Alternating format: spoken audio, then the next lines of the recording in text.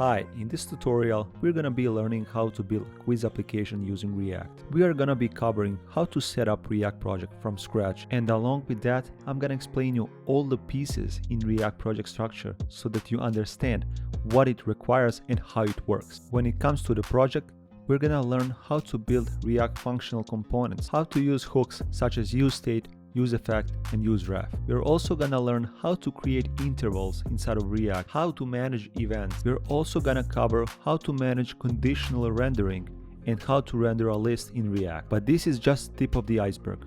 So if you're a React.js beginner, get yourself comfortable and let's start. Code with Sloba. Okay, cool. So first thing first, I want to open up Git Bash here on my desktop. So Git Bash, and let me zoom in a little bit so you can see what I'm typing. I'm gonna create new project and I'm using Vite. I see there's a lot of excitement about Vite lately, and even Angular included in there. It's basically a building tool.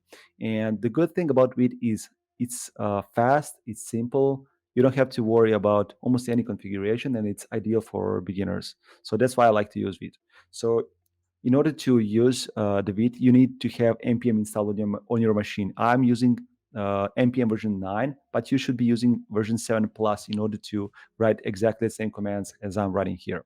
What template we want? So for our case, we want it to be React. So npm create Vite at latest name of your application here, and then dash dash template. And now we want to provide what is the template. So I want to provide React.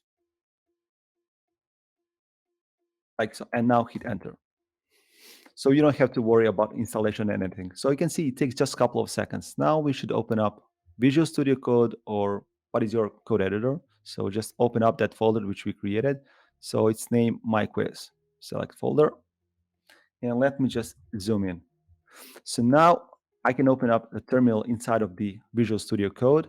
And what I want to do, I want to add Sass. So I want to support for Sass. So just type in npm add -d for dev, and let's add Sass for development dependencies, basically.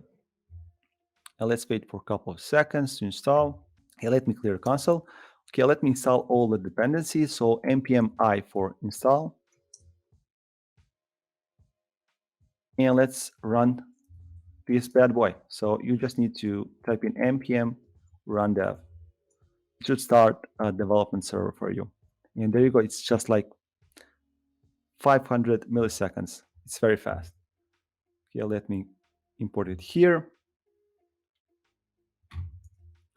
And let me just bring up this window as well. We're gonna need it just in a second. So, and with that, we have created our application. So let me shrink it down. So here, let's first see what we got with this building tool. So let me shrink down this terminal. First, we have generated our folder here, and obviously we install all the packages that we need for our application. And if you go to the package.json file, we can see that we only have React and React DOM, only two packages. That's amazing. And also in the dev dependencies, so these are the dependencies that are used only during the development. So we have types for React, we have Vite React plugin, and we have the Sass for compiling the Sass code. And obviously, we wanted to install the Vite for itself. So there is not a lot of packages inside of this project, and that is the reason why this is very fast. And not only that, but among other things. And as you can see here, we have among the scripts 3 commands that we can run. So npm run dev starts your development server. You have npm run build, which builds your project, and later we're gonna build a project and upload that to probably Netlify. I'll check it later, and you can preview as well. And apart from that, we have this public folder, and inside of this public folder, you usually put stuff which are not included inside of your JavaScript file, like robot.txt file. So the files which you are not including inside of your JavaScript code are usually placed here. And then we have this git ignore. Obviously, this is the file which is ignoring all these directories. So it may be something like VS Code, you can see here, or node module. So you don't want to commit that, right? And then you have this index.html file. So inside of this file, we're just including the main JSX file, and we're going to get there just in a second. It is in the source folder. And we have this root div folder. So this is the main folder of every React application. Why that is the case? Because the entire application gets injected inside of this root folder. So inside of this source folder, which is the main folder, obviously, we have this assets folder. Inside of this assets folder, you place all of your assets. So like images, I don't know, not CSS files. CSS files are here, but images, icons, things like that, fonts, obviously, and that is for it. Here we have app.css file. This file is a styling file for our only component, which is the app component. I can remove all the CSS code because we are not gonna apply any CSS code for our app component. At the moment, the app component is the only component inside of our uh, application, so we can remove actually all of this code because we're gonna create our own code. So I can remove all of this boilerplate code here. I can just write hello as a placeholder. So let's remove the logo, React logo, use state hook, all of this. And we even don't need this CSS file. So just to clean up things. Okay, here we have this index.css file, which is basically, I can also remove everything from there. This is like a global CSS file where you apply some styles to your entire application. So share CSS. And then we have this main JSX file, and this is the file where we are importing that CSS file. We are importing our app component. And what we are doing here, as you can see here, we are importing React DOM, and we are creating our application using create root. And then we are selecting the root div. So this is the div inside of our index file here, root div. And what we're doing is we're just injecting or rendering this app component, and we are applying this strict mode. I mean, strict mode is something that helps you, provides you with more. It's more strict and gives you more errors, so it's more stricter. But and also, what I don't like about strict mode is that it forces your application to re-render twice. So I usually like to remove that. This is not recommended. Obviously, you want to run it in strict mode, but for this workshop, I'll just remove it. And let me check our browser to see what we have now. So basically, we just have this hello and nothing else. Cool. That's enough for now. Okay, so let me close this, open up the Visual Studio Code, and let's create our first component. So let's click here on Create New File, and let's name this component as quiz.jsx. Now we're going to create a very simple functional component. So just type in const quiz equals to, and it's going to be a very simple functional component. So, and we want to export it on the bottom, export default quiz, like so. So we are exporting this component as default. So what this basically means is if you're importing this component in, let's say, in app.jsx file, so you would import it like this, import quiz from quiz. But if you are not to export it as default, so if we are like export it normally, just export const quiz, right? Then we would need to import it from object, because you can export different things. You can export multiple things from one file. And in that case, you would need to import it from object as a property of that object. So, but if you export it as default, it means that this is the default export of this file. That is what it means here. Okay. So here we have this question, and every functional component needs to have a return statement. So that's something that we need to provide in any case. So let's just say hello from quiz.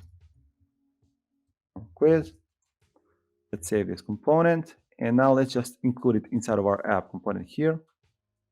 We already imported it here. Now let's just place it in our JSX code. Let's save it, and let's see if we have any errors or anything. It works without any issues. So in order to make our application easier, I hard-coded all the questions that we have. In some future workshops, we're going to have probably a backend where we're going to create new questions, store that maybe in a Firebase or some other databases. But for now, we're just going to use hard-coded questions. So in order to get these questions, you need to go to this URL. So github.com/ bobanguidesummer /common.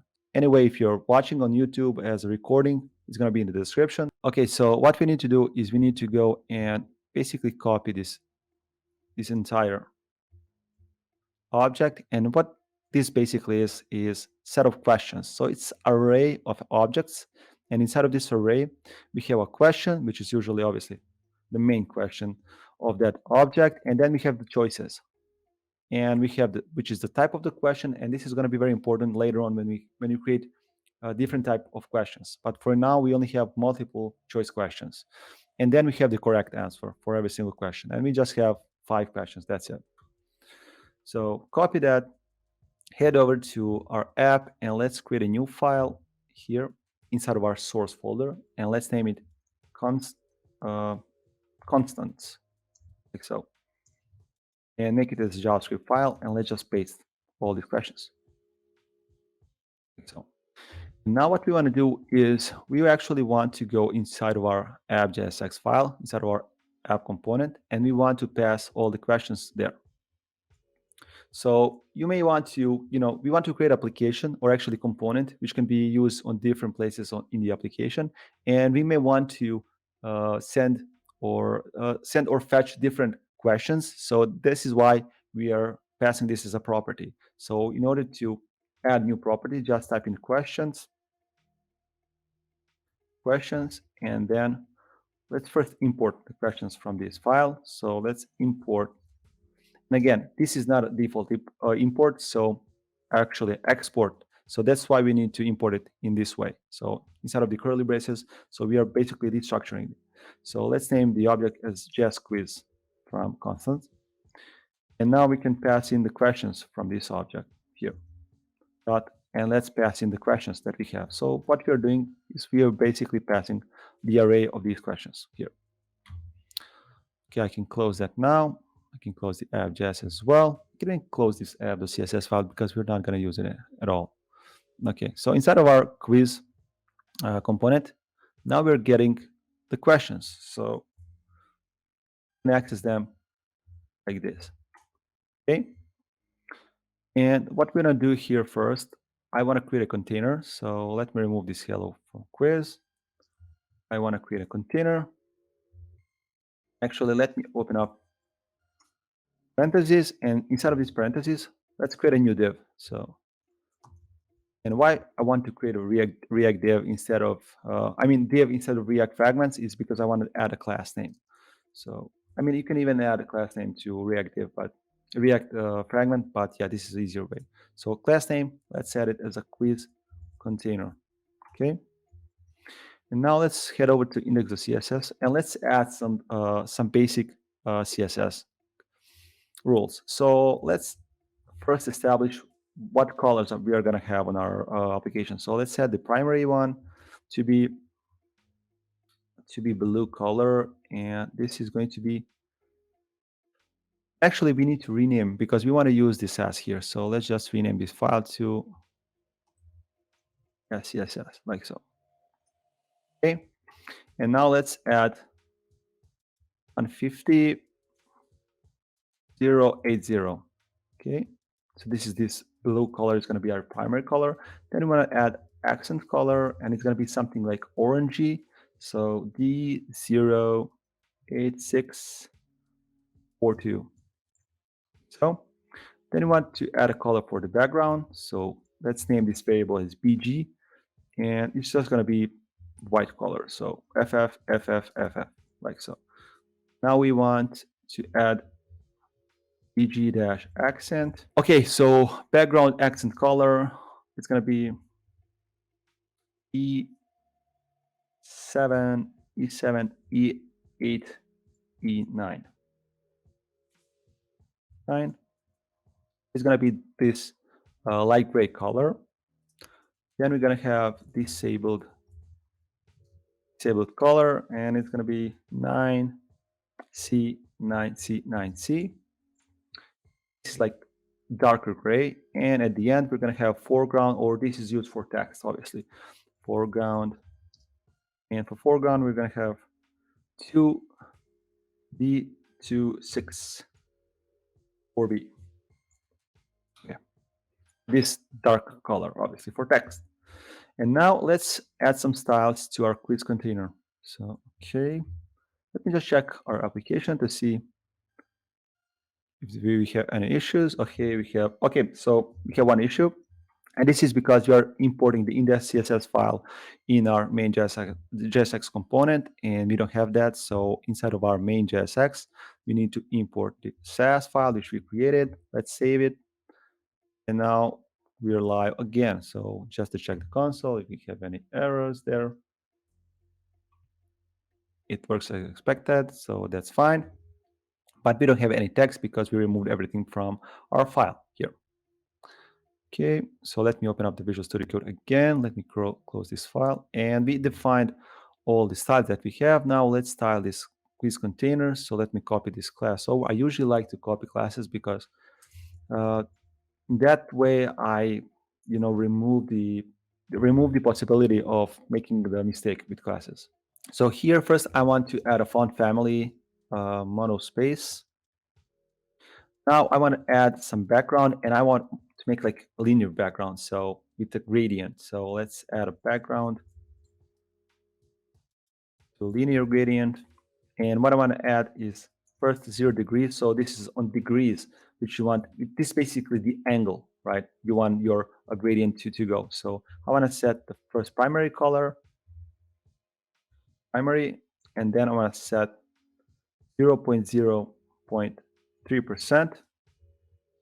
This is basically how strong the gradient is.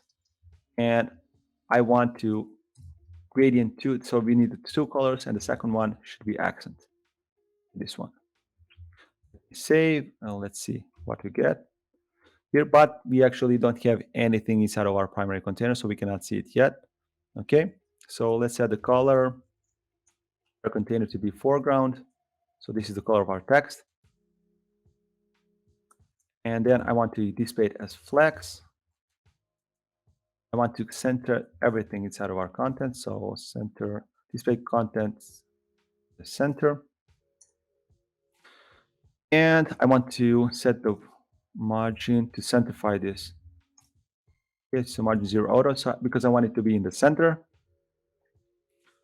And let's add some padding to this container. So 0 on the top and the bottom, and we want to add some padding on the left hand side, right? 30 pixels. Inside of this container, we're gonna add some questions, obviously, and the answers. And let's set the height to be 100 window height. Okay, viewport height actually. Okay, and there you go. This is our beautiful background here that we have. Looks nice. Okay. Yeah, but I see that actually there's this padding on the background, which I actually don't like. So probably we should add a padding to the actual quiz container, and we can apply this background color to the body itself. So let me fix that. So let's, instead of the quiz container, let's add these styles to the body container here. So we can set the font family foreground here, the body itself, and like so. Let's copy over to the body itself. Okay, like so. And now I want to set the quiz container to have the less width. So there you go. This looks much better here. Okay, so let's continue. Let's actually get back to quiz, and let's pop in some content inside of our quiz container here. Okay, so first thing which I want to create on the top of the quiz is the number of questions that we have and the length. So basically where we are at in the current quiz. So with the current question, what is the current active question? So let's add 2 spans. Actually, let's add first React fragment here, and let's add a first span. Okay, and the first span is going to be to active questions. So let's add a class name, and let's name this one as active dash question dash number. And here we're gonna access. So we now can access. Actually, we can create a new variable, and we can call this variable as like current question. So let's import the use state hook, which we are going to use for handling the state of our functional components. So let's import useState hook. If you're not familiar, useState hook is basically a function which helps you to manage the state of your functional component. Previously, we were able only to make dummy functional components, but with useState, you're able to create variables and update their state. So how do you do that is by just calling useState hook. You provide the initial value when you initialize the hook, and then this function returns an array. And this array contains two things. So the first thing which contains this array is the name of the variable which you want to create. So let's name this one as current question. And the second thing is the updater function. So using this function, you can update this variable here. Okay. So let's call this one as set current question. And this is the naming convention that you usually want to follow. So you create the variable name, and then you just append the set on it. So this is how you usually do it.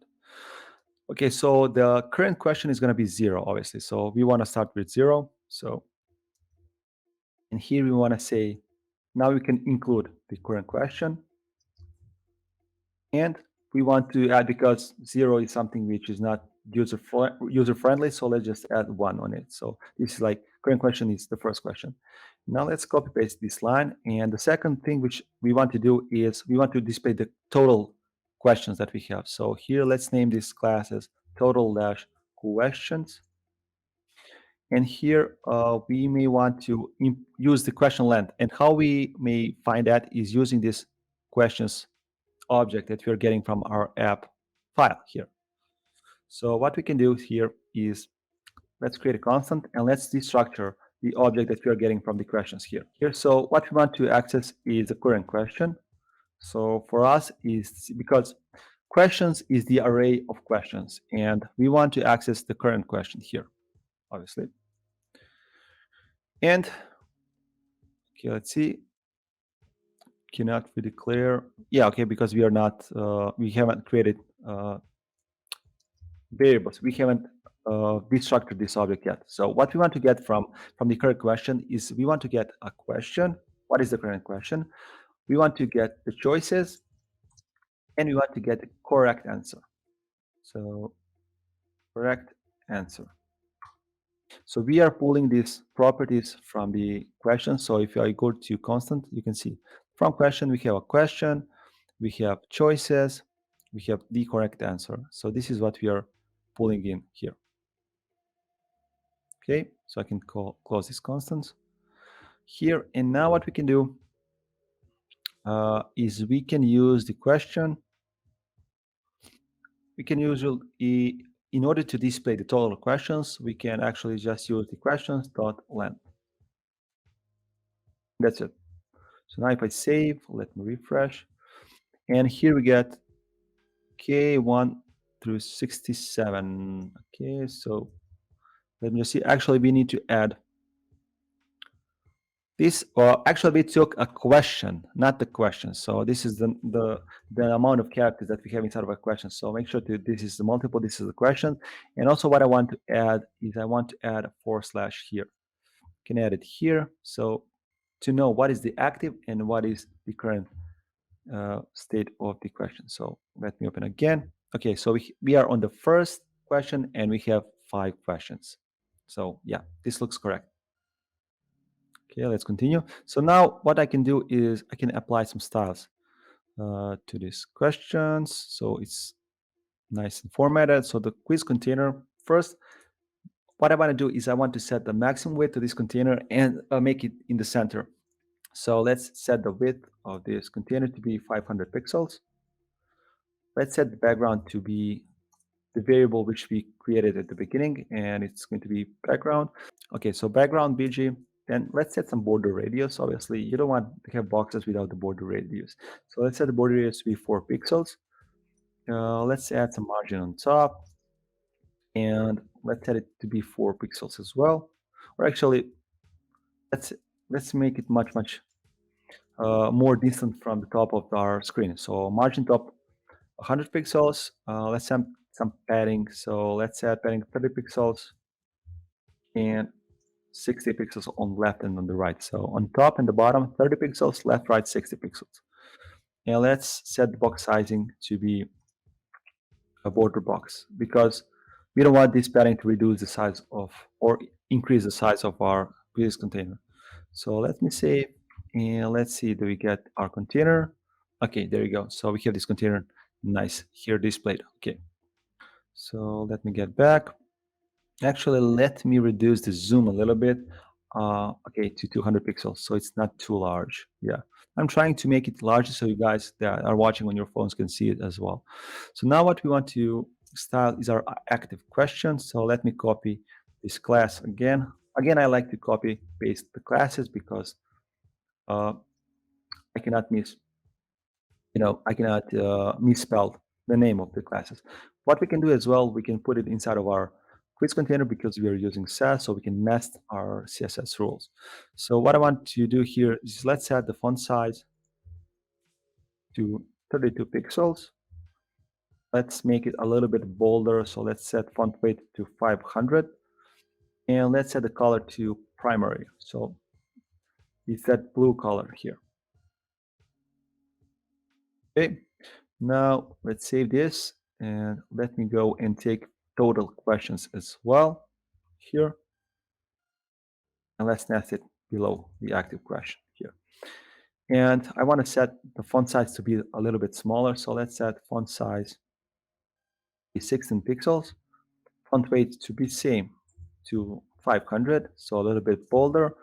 And let's set color to gray. So let's use the disabled color, which we defined on top here, like so.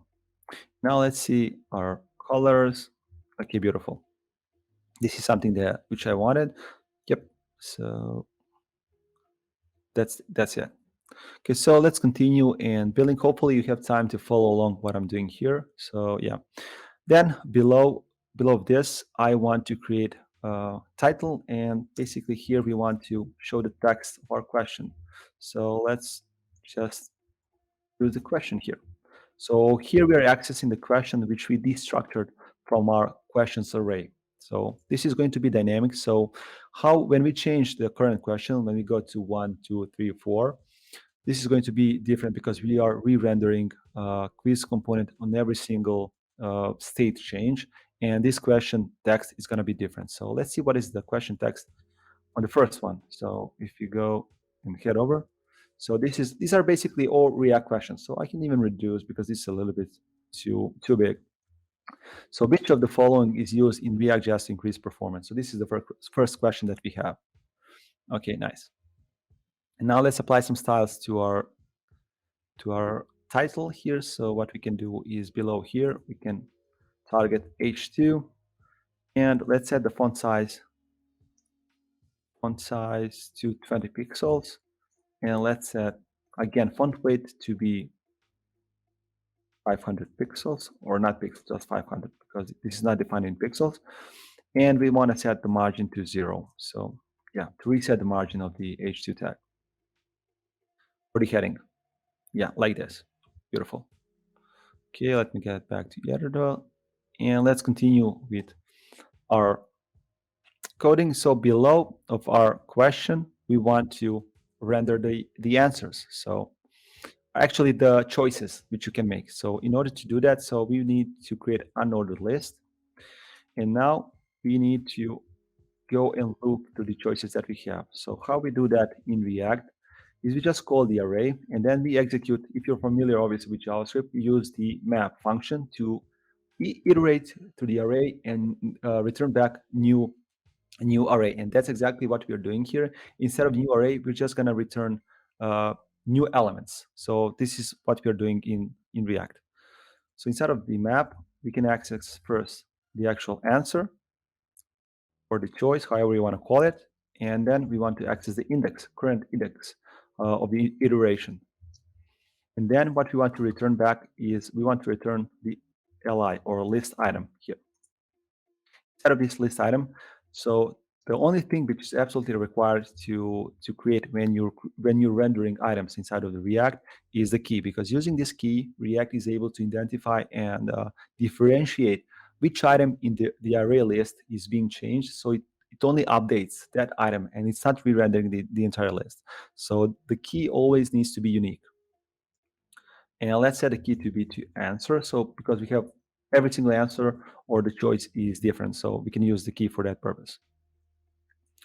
Then what we want to do is we want to create on-click event, because once we click on li, we want to perform some action, obviously. So we add on-click event. This is event handler, obviously, and we want to execute a function. So we can just use this fat arrow function, and we want to pass in on. Basically, we're going to create a new function just in a second, and let's name it on answer. And what we want to pass in, we want to pass the answer which we clicked on, and we want to pass an index. And let's create this function here, just above. So let's create a new function, and let's name it on answer click. This function creates, or actually receives, two properties. The first one is the answer or the choice. Let's put it here. And the second one is the index, if I may spell it correctly. And the second one is the index. So we are sending these parameters from here. Okay. So what we want to do here is basically we want to create a new variable, and using that variable, we're going to set the answer index. So we need another variable, and we can use again useState hook. So let's create a new variable, and again useState hook. And for the initial state, let's set it to null, because when we render our application, we haven't selected any questions yet. So the first initial state is null. And then we want to create a variable and the function to updating that variable. So let's name it as answer index. And the function, again, you usually use just the variable and you add a set on it. And make sure that it's camel case, like the set answer index. Now what we can do when somebody clicks on the answer, we can save that index. So, and how we do that is just by using this function here. So we are updating this variable here. So just set the index of the answer to be this index which we got from the map here. And then we want to check if the answer which we selected is the correct answer. So how we do that is we just check if the answer is equal to the correct answer. And we get the correct answer again from the constants here and here. For every question, we have the set of choices and we have the correct answer. And for the first one, we can see what are the answers, obviously. And for the first one is virtual DOM. So it's going to compare if the choice is equal to the correct answer. I mean, you could make this to compare the indexes as well if your choices have indexes and correct answer. But for this use case, we're just using the strings. So, I mean, that's not ideal, but it works. Okay. If answer is the correct answer, if it is, we want to set the answer to be true. So we again need another variable. So let's just copy paste this line because we're going to use useState again. And let's set the initial value to be just empty as well, null, let's say. Or we can even set it to be empty string, whatever we want. And let's name this variable as answer. And we're going to set the updater function to be set answer, like so. And now what we can do is, if the answer is correct, we can use the set answer. I mean, it would be more appropriate to be null. Okay. And then we set the answer to true. Otherwise, we want to set it to false. Else, set the answer to be false. So we want to mark if the answer is correct or not. So now this answer is a variable which holds the actual state of our answer. So now we can add different dynamic classes to our list item. So here, what we can do, we can add a class name. Inside of this class name, we're going to check if the answer is correct or not. So if the answer index, here we're actually checking if the item is selected or not. And depending on that, we're going to display different styles. So if the answer index is equal to index, if it is, this means that this is a selected answer. So we're going to give it a class selected dash answer, Otherwise, we're not going to display or we're not going to render anything, any class to it. So like so. And don't forget that we need to render the choice inside of the list item. So, and we name that as the answer here. And let's save this and let's see what we have inside our array.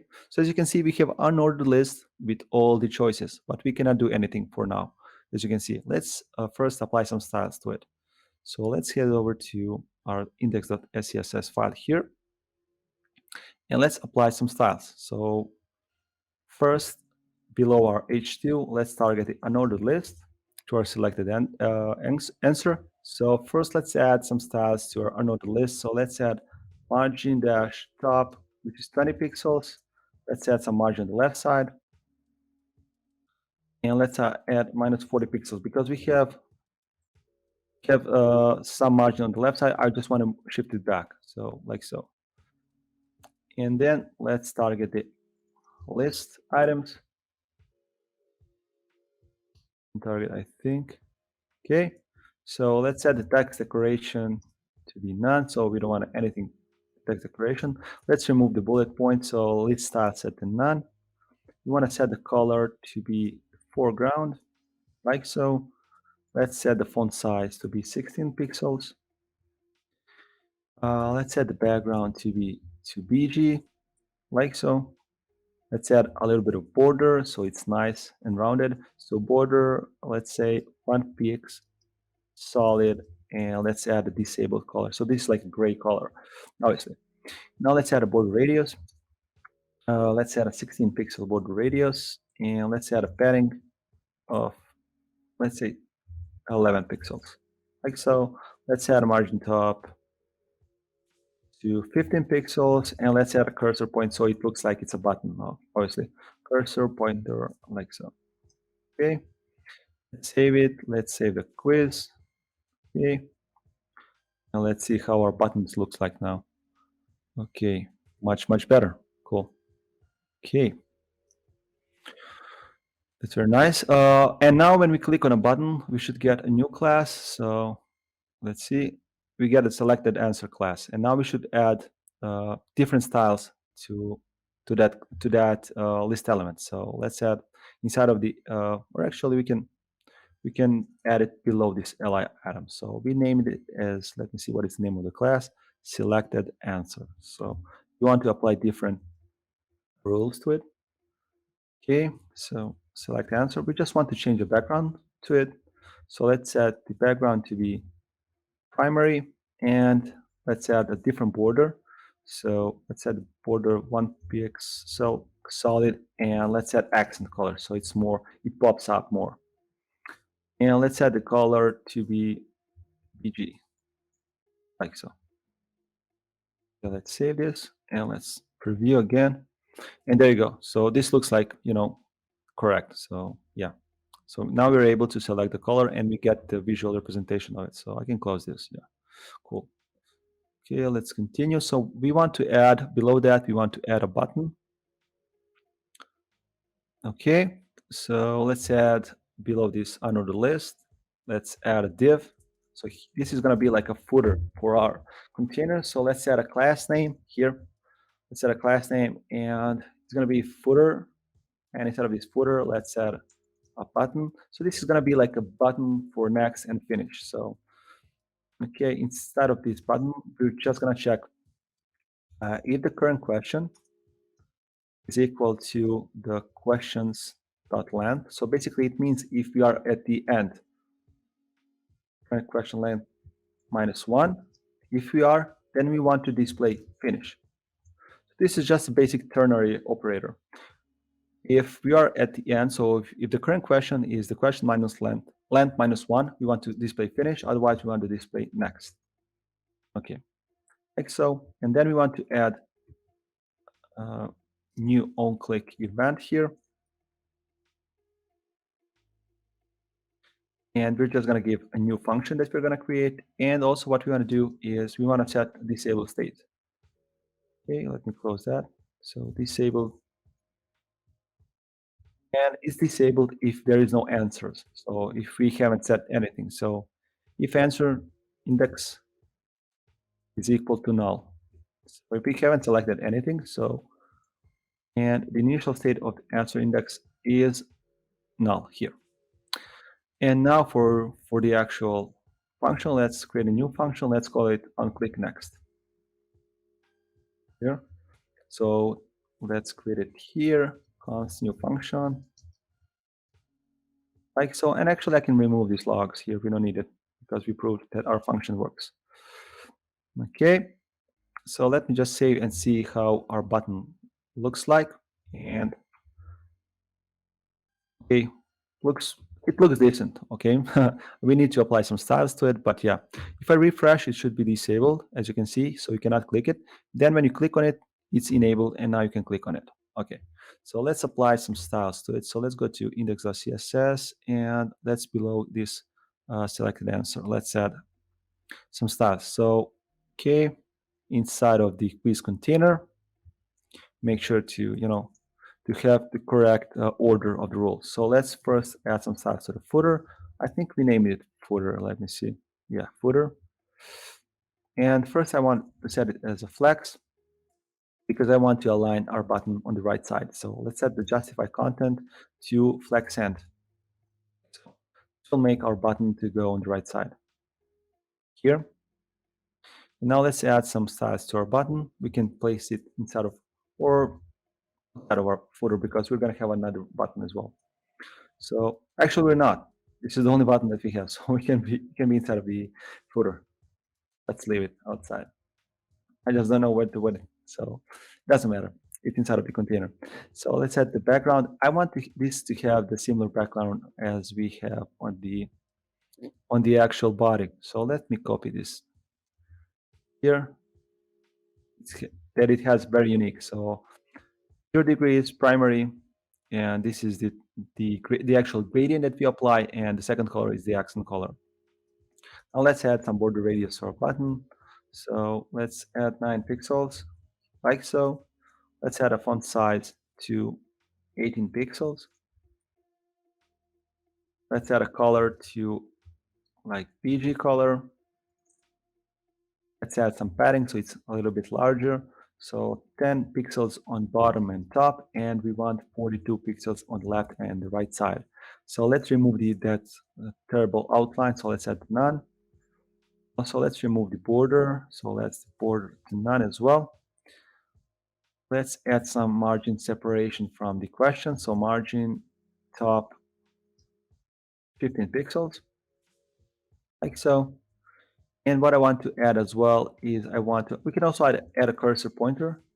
And what we can do is we want to target the disable state. So disabled, and when it's disabled, let's set the background to be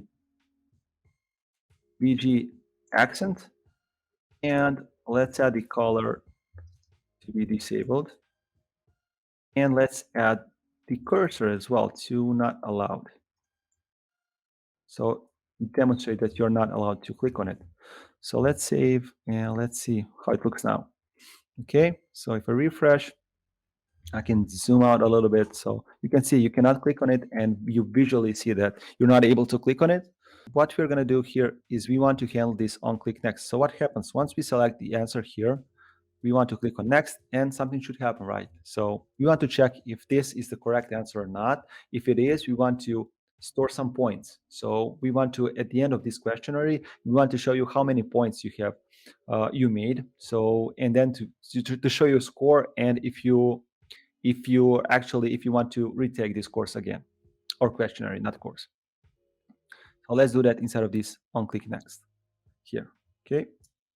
So here we want to first to reset the answer here, because we clicked on next and we want to prepare for the next step. So let's set it to null here. And now we want to update the answer, the actual answer. So we can use the set answer. Or actually we need another variable, and we can call that one as result. So let's name it as a result, and we want to be able to update this function. So let's call it set result, and this function is going to use it again. And we want to define initial state to this variable. So we can define this initial state inside of our constant here. So here, let's create a new object because we're gonna reset state at the end. So that's why we can reuse this definition. So export const, and let's call it result initial state, like so. So what we want to set here, we want to set the score. So initial state of the score is going to be 0. Correct answers is going to be obviously 0, and wrong answers is going to be 0 as well. So yeah. Now we can import this object here. So we can use it as the initial state here. And let me import this object from constant here, like so. This is the initial state that we have here for the result. And now what we want to do is we want to update that state depending on the actual answer. So if the answer, because here we are setting the answer to be true or false when we are clicking on the item, and here we want to check. So you want to set result, use this function to update the actual result. Here, set result. So here we get the previous value of our result inside of this set state, and here we're gonna check if the answer is correct. If the answer is correct, we just want to, we basically want to return back a new answer. So we can remove this curly brackets because we want to return this and update our current result.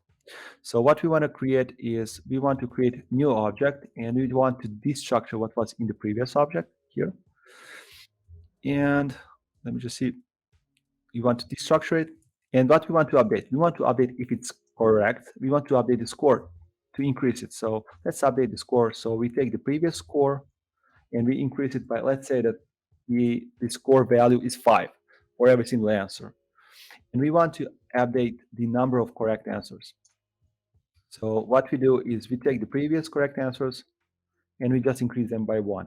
That's what we want to do here. But if the user has answered incorrectly, then again, we want to destructure our previous value. So we are returning back a new object. We are destructuring the previous values, and we set the wrong answer.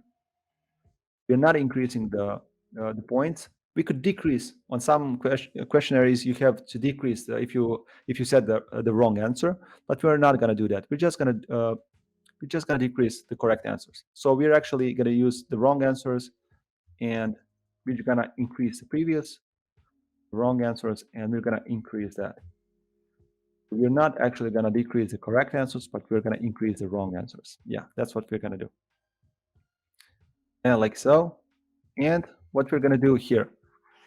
So we want to check once we click on the next, we want to update the score, and then we want to move over to the next question, right? So here we're going to, after this set result, we're going to check if the current question, we want to check if this is like the last question, right? So if the current question, it's not on the last question. How we check that is we just take the questions dot length -1. -1. So if we are not on the last question, we can just move to the next one. So let's set the current question.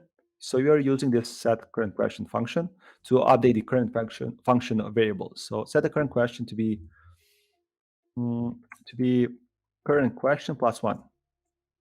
Or we can even use like previous value and just set the previous value +1. We can do that as well, like this, like so. Otherwise, if it's not, we want to set the current question to 0. So if we reach the end, we want to reset. So set the current question be 0, like so. And now what we want to do is we need to create another function, or actually another variable, and we want this variable to tell us whether we want to show the result or not. So let's create another one. So let's create a const, and let's name it as show result. Yeah, show result. And update a function again, set show result. And the initial value is going to be false, obviously. And using this function, we're going to toggle what we render on our page. So when we get to the end here, we want to set our result to be seen. So set show result to true. We want to show the result here. And now what we can do is we can create a new section here inside of the quiz container. And we want to check. We can open up the expression and we want to check if show result is false, we want to render what we already have, obviously. Otherwise, we want to render the new section that we're going to create just in a second here.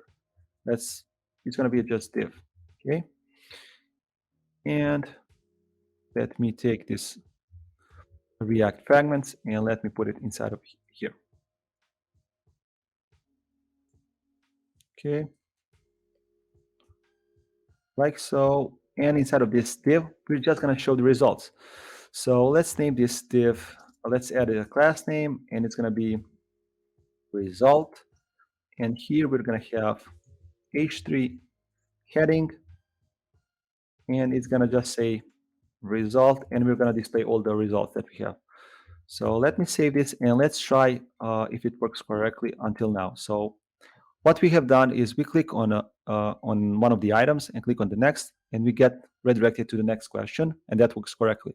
So we are able to click on the questions, and I'm just randomly selecting questions. And when we get to for the fifth one, so we're on the last one, we get the text finish. When you click on it, so we should get result. Yes, we get the result div back. So now we need to display all the scores and all the information. Okay, so let's do that. So inside of this result, what we want to score, we want to show the score basically. So let's add the first paragraph, and let's say total questions, and we had like a span, and we just say questions dot length. So here we just display what is the length of the questions.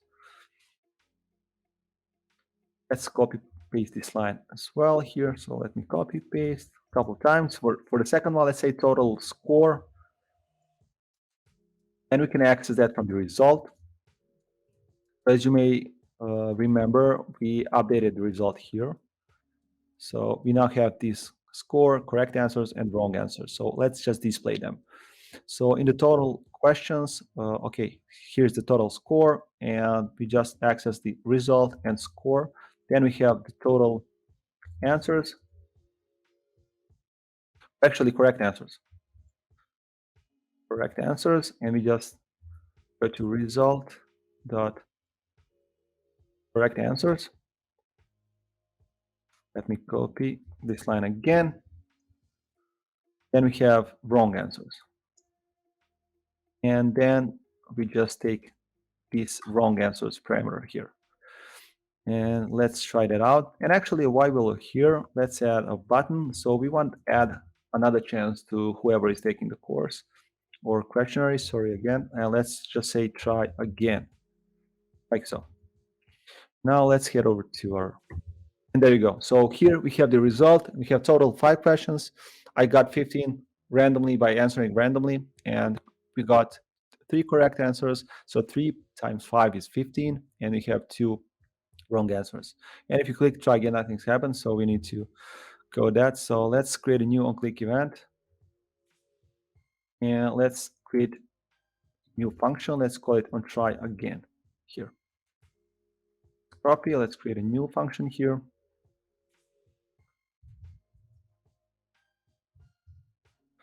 And all we want to do here is we want to reset our state back to null. So let's set result to be to initial result.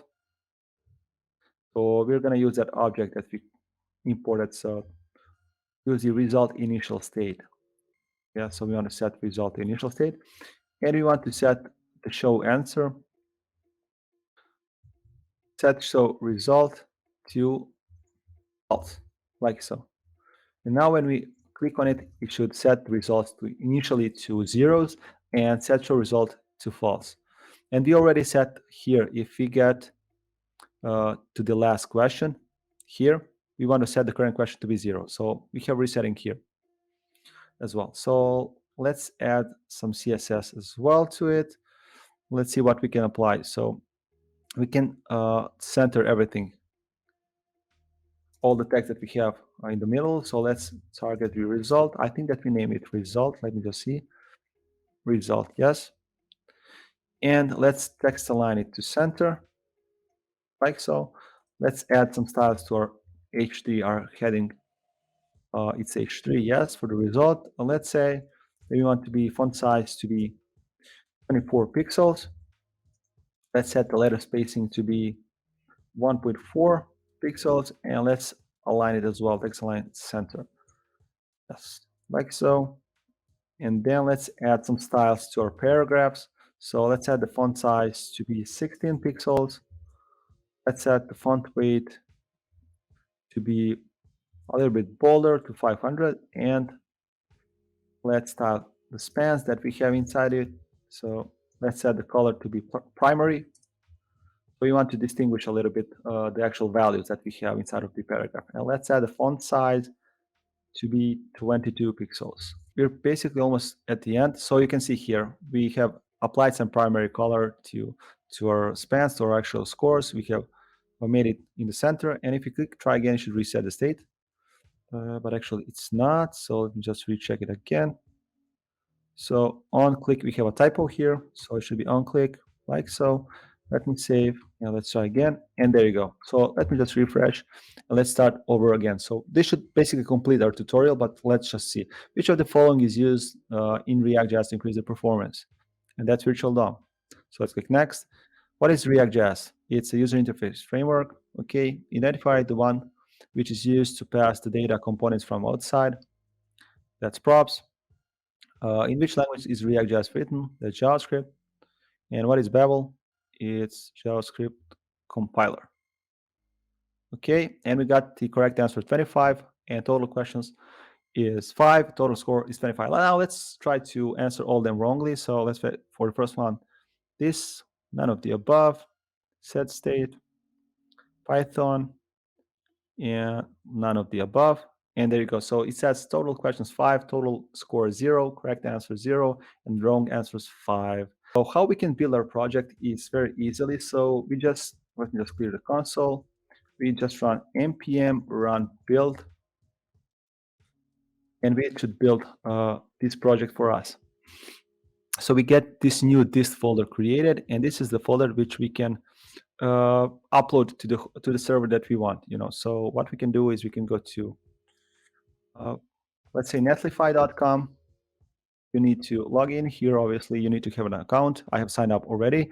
And what you can do is you can add a new site, deploy. You can click on deploy manually. And all you need to do is here, click on the upload folder. We can go to desktop. And this is the quiz app that we created. And click on the dist folder. So upload that folder. Let's upload it.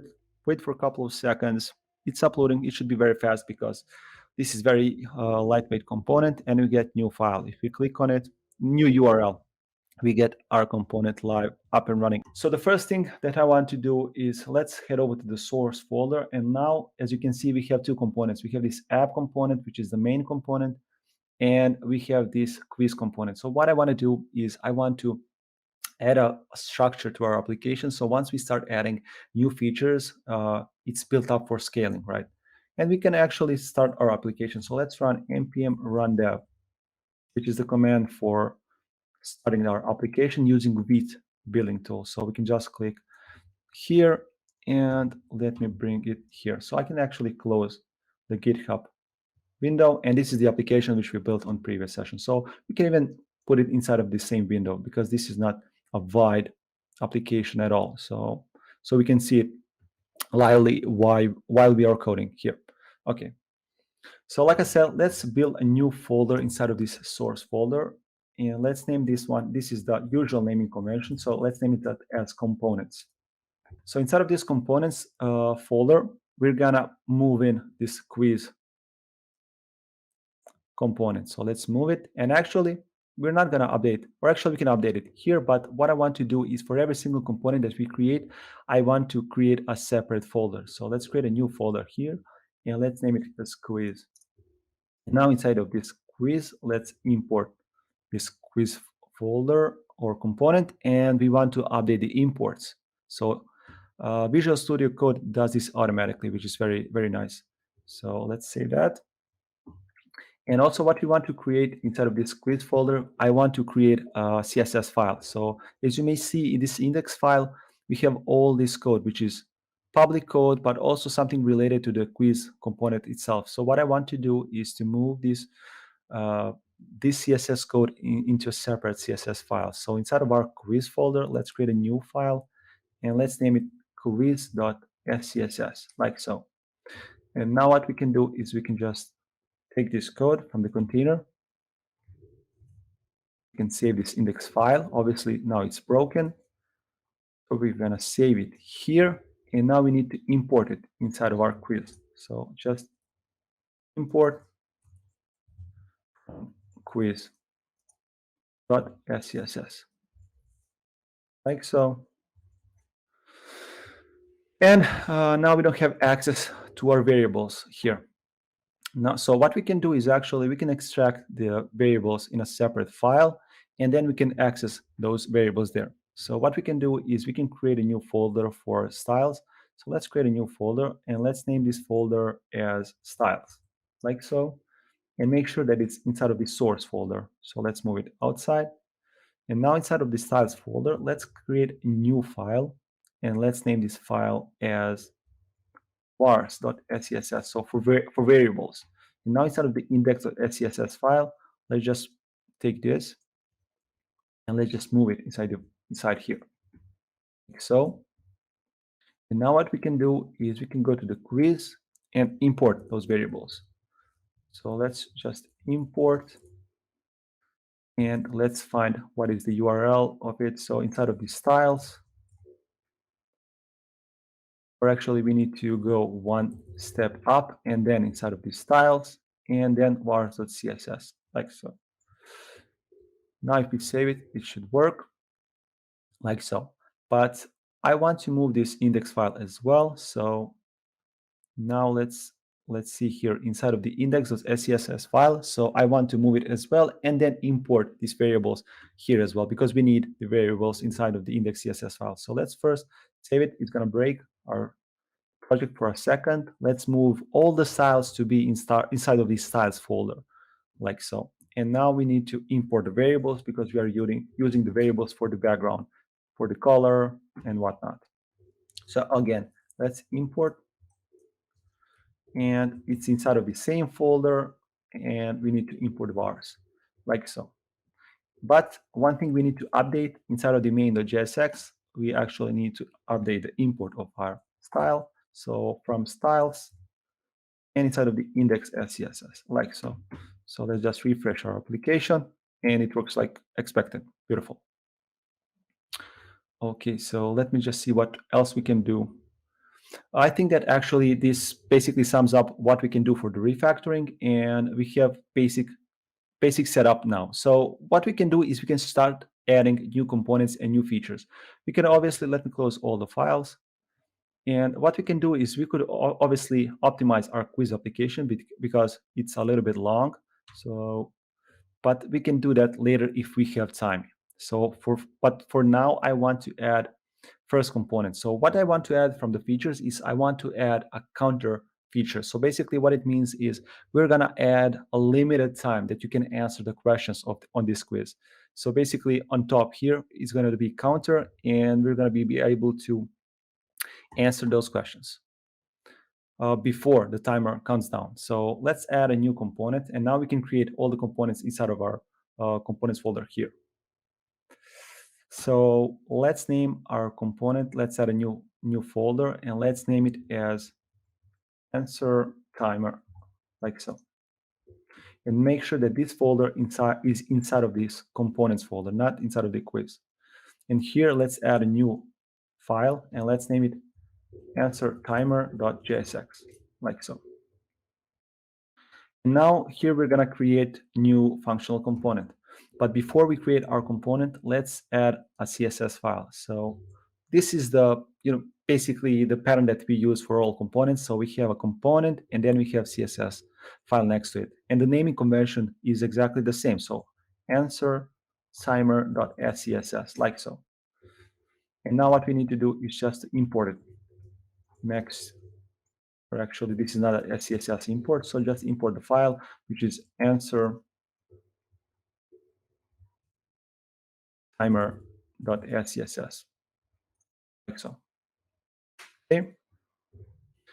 And now let's create our component. So it's going to be a simple functional component. So let's name it answer timer.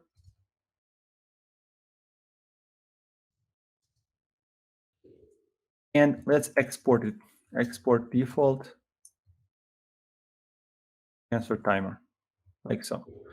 And the only thing which functional component needs to have is return statement, like we discussed on previous sessions. So let's just say hello, like so, to see if it works correctly. And now what we can do is we can include it inside of our quiz application.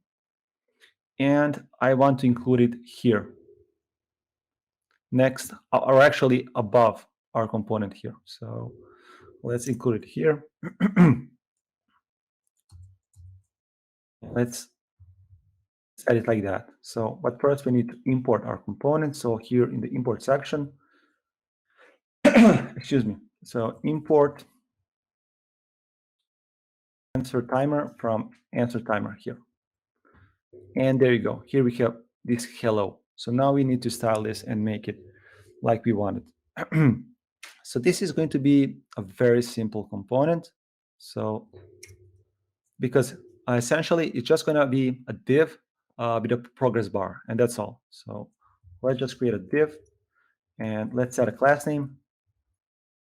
So this is how you add classes, obviously, in React. We covered all the basics in the previous workshop, so I'm not going to be repeating myself. But basically, class is reserved name in a keyword in JavaScript. So that's why React has this class name to differentiate it between the classes, which you can create in JavaScript. So for the actual class name, let's add a class answer loader container. Be answer loader container or answer timer, whatever, timer, like so. And then inside of this, we're going to have another div, and this is going to be for the actual progress. So let's just add a class name of progress, like so. Okay, and now let's add some style to this component. So first we need to import variables. So let's find it inside of our style folder, and let's import this vars folder so that we have it available here. And now let's first target this parent component, or actually parent div, like so. And we want to make this as positioned absolute. So, but obviously to make it on top of our component, we would need to make our quiz container as relative. So set the quiz position relative, like so. Okay, and now let's set position here to be absolute. And now let's set the position top to be 0 because we want it to be here on top left. So top 0, left to be 0. Width, we're going to take 100%. And we're going to add some border on the bottom. So border dash bottom. And I'm just going to add 1 pixel solid and use disabled color. Okay, we cannot see anything because we don't have height added to our child or our container. So inside of our container, let's target the progress here. And inside of the SCSS, obviously, we can nest our CSS rules. So we want to set height to be 5 pixels. Let's set the transition duration to be 1 second, so it looks very smooth. We're going to set the initial width to be 0, but obviously we're going to update. So let's say, for example, to set it to 50%. So, and let's set the background to be red so that actually you can see how it will look like once we're done. So you can see this is the progress that we're going to be building, or actually making it work. So But let's set it to here, width to be only 0 at the beginning. And inside of the JSX code, we're going to update it to take the width depending on the actual counter. So width to be 0. And let's set transition timing function to be a linear.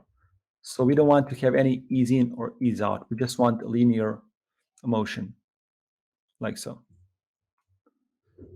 And now inside of our, okay, we have created that. And now inside of our answer time in JSX, we want to do a couple of things. So first, we want to start ticking the timer. So for that, we need set interval.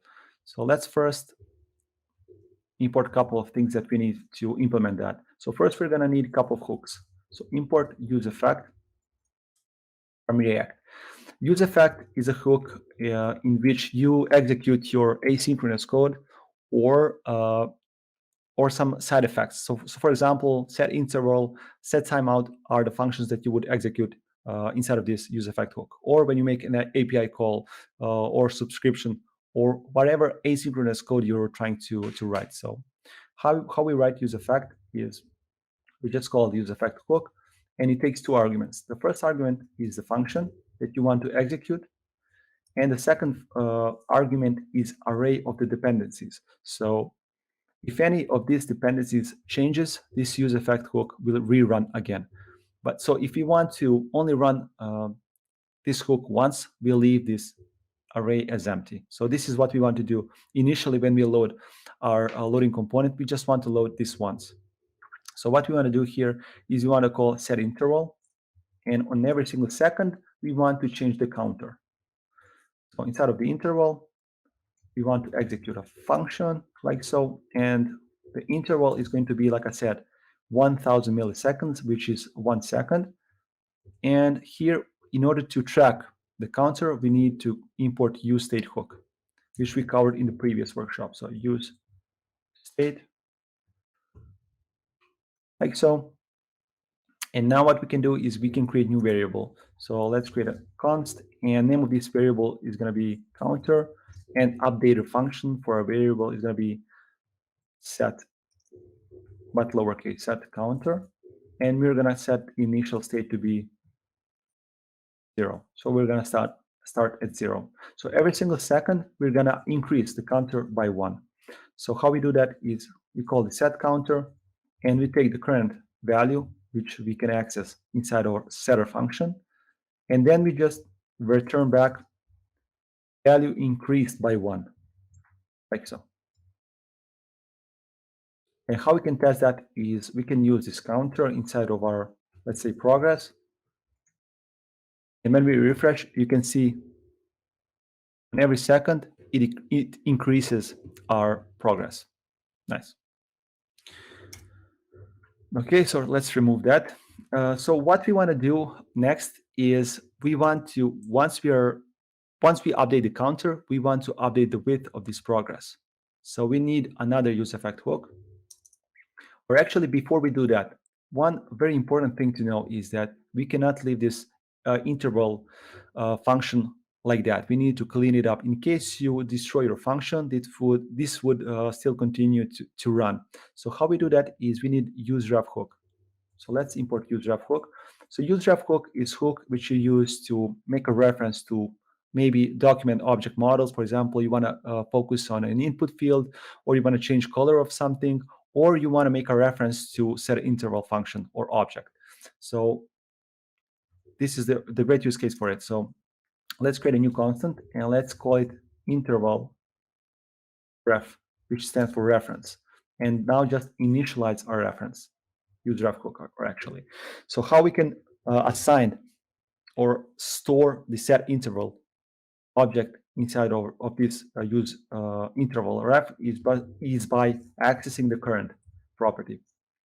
We just assign the current property to a current property of interval ref from set interval. And now, how do you clean up from use effect hook? Is you just add return statement. So you just need to return a function. So how we do that is just return something, and that something is a function which clears this interval. So we just call the native clear interval method or function, and we just pass in the current. And that's how we clear the intervals inside of the use effect hooks inside of the functional components. And now, like I said, we want to update this progress with the loading. So how we do that is let's add another use effect hook. It takes, again, function.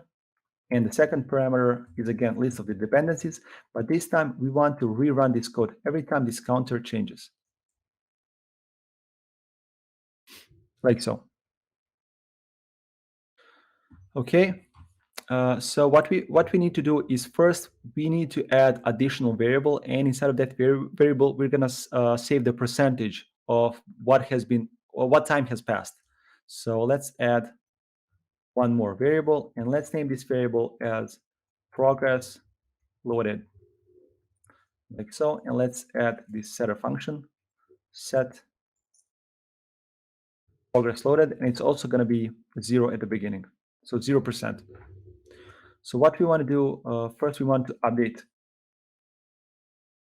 on every counter change. And how we update our progress is we use counter, and we divide counter by the duration length. So let's say that we have duration from the parent component. So this is something very variable which can be changed on different places. So let's say inside of the quiz application, here on the answer timer, we set the duration to be, let's say, 10 seconds. So we can access duration here as a property, and we can divide it. Duration. And so how we set the progress in percentages is we just divide the counter by the duration. So in this case would be 10, and then we just increase that or multiply that by 100, like so. And now we have the progress being updated every single second and stored inside of this progress loaded variable. And the second thing which we want to do is we want to check if we reach the end of our progress, which is 100%, obviously. So what we need to check if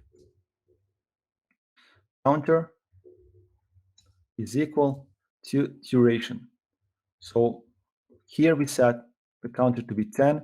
So it's going to start from 0, 1, 2, 3, 4, 5, 6, 7, 8, 9. And when we reach 10, what we want to do is we want to clear the interval and stop that. So how we clear the interval, again, similar to what we did here on our use effect hook. So just clear the interval.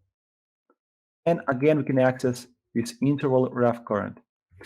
And apart from that, what we want to do is we want to say to our parent quiz function that our time is up so it can perform some certain actions. So for example, if time is up, we want to mark that we haven't answered the question correctly in a given time, and we want to proceed to the next question.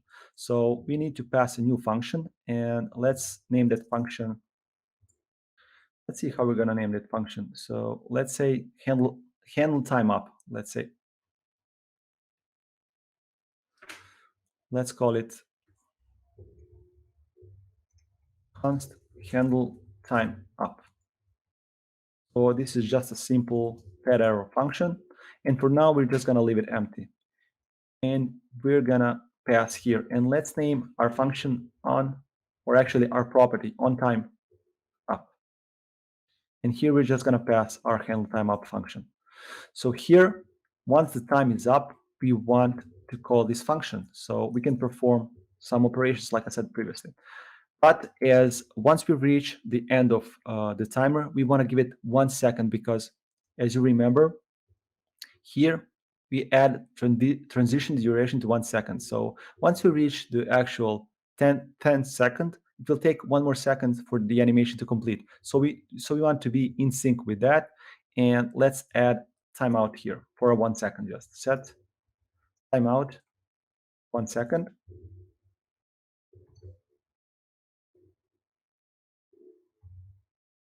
And then we want to call our function, which we are passing here from the quiz application, which is on time up. We can access the function from the property, and we just call this function on time up, like so. So what we can do is we can actually just test if this works, and we can just alert time is up. just to see if it works. Okay. Now let's refresh and let's try again. We are not seeing anything in the UI because we haven't started interfering with the progress itself. But after 10 seconds, we get this time is up. Okay, nice. This works as expected. So let me remove this alert because I hate alerts, to be honest with you, like so. Okay, so the next thing which you want to add is obviously to update this progress and to have something visually represented. So how we do that is we can use the style property. So let's access the style property, and style property receives an object. So inside of this first curly brackets, this stands for expression, and the second one is for the object itself. And we can update the width. So we can set the width to be the progress which we actually saved here, progress loaded. And we just need to add the percentage at the end of it. So like so.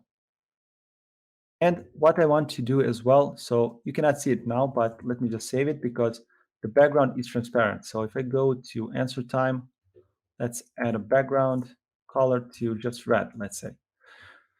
Now let's refresh. And now you can see our loader, or actually timer, is working as expected. But what I want to do is to make it even more interesting. So let's remove this background color and let's make it dynamic. So depending on the time, we change the color. So how we do that is we just access this background color property on the style here. And we want to check what is the current progress. So let's open up ticks, and we're going to have a couple of like so, and we're going to have a couple of checks.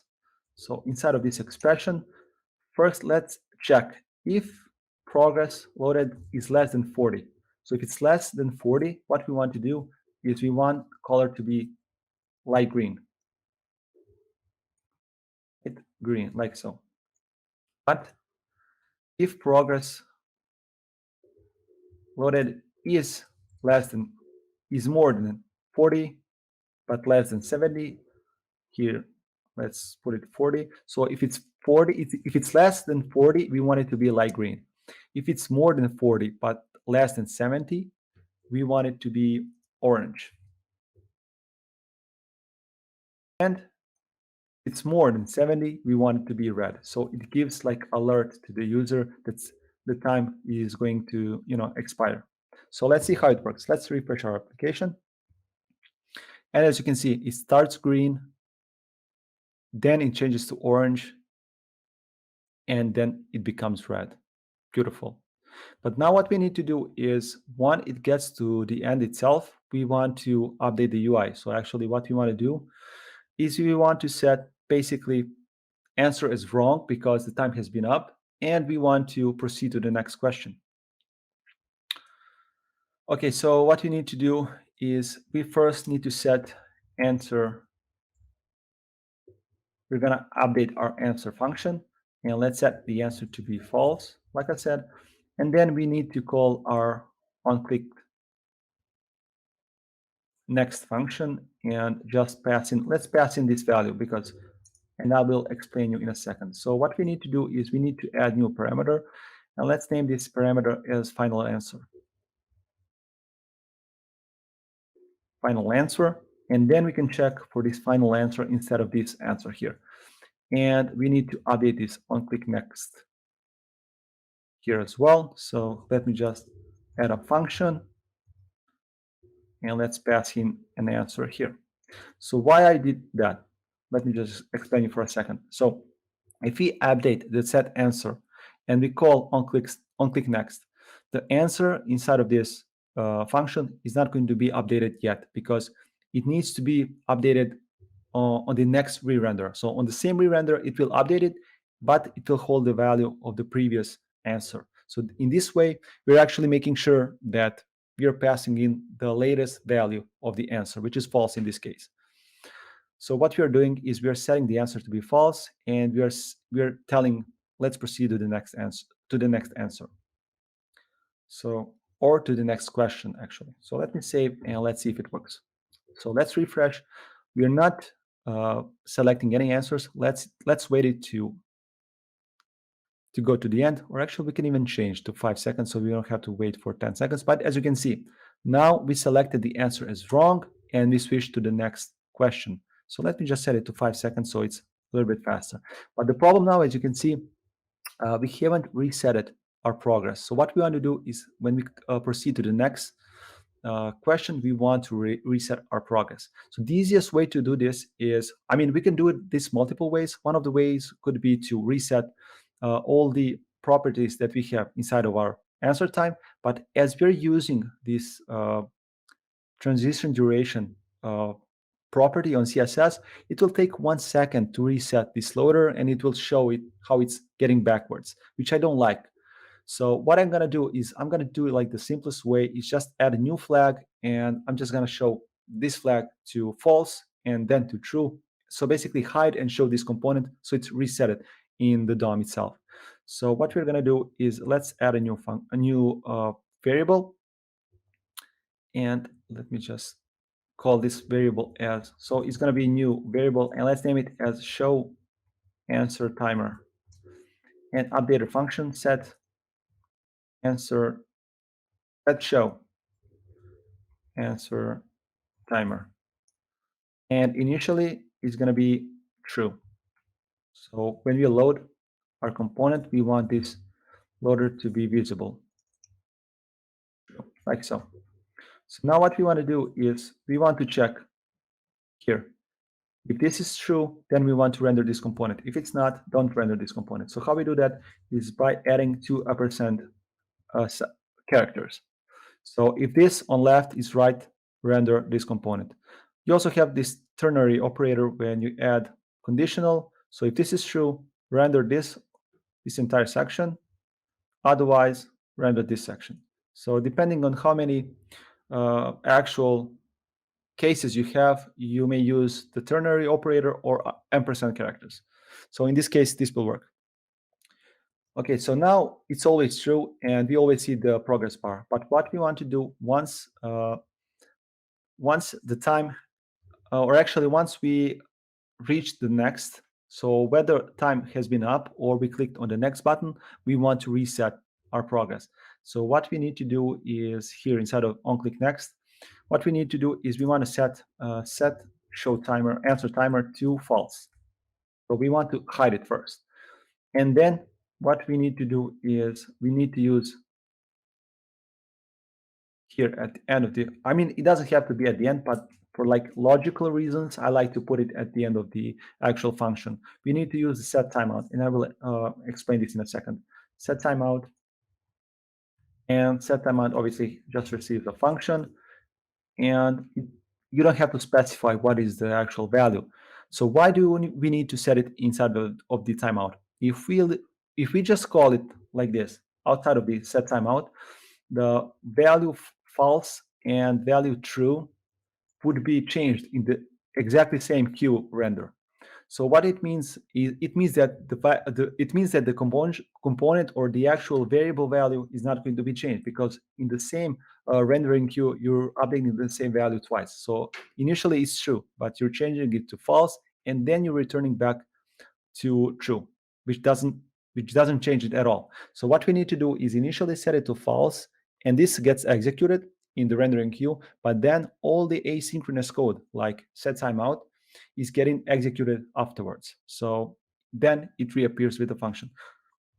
So now let's try if it works or not.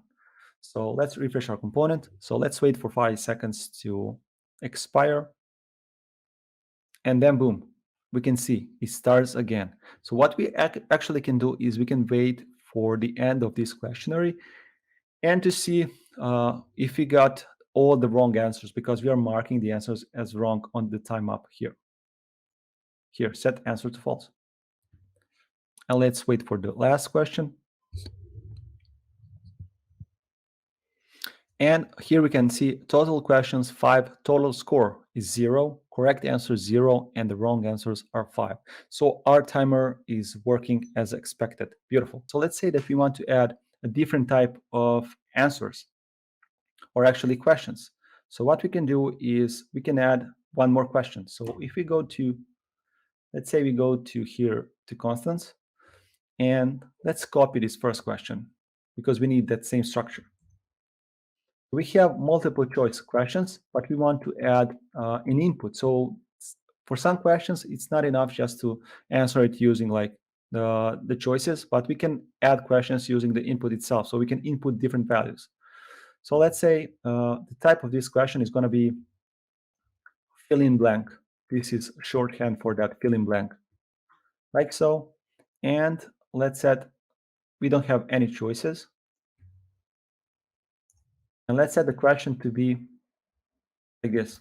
So first we have this blank space, and then we ask, provide a way to pass data from one component to another.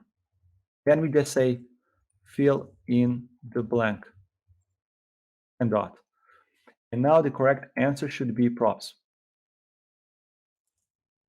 Like so. So props provide a way to pass data from one component to another. Okay.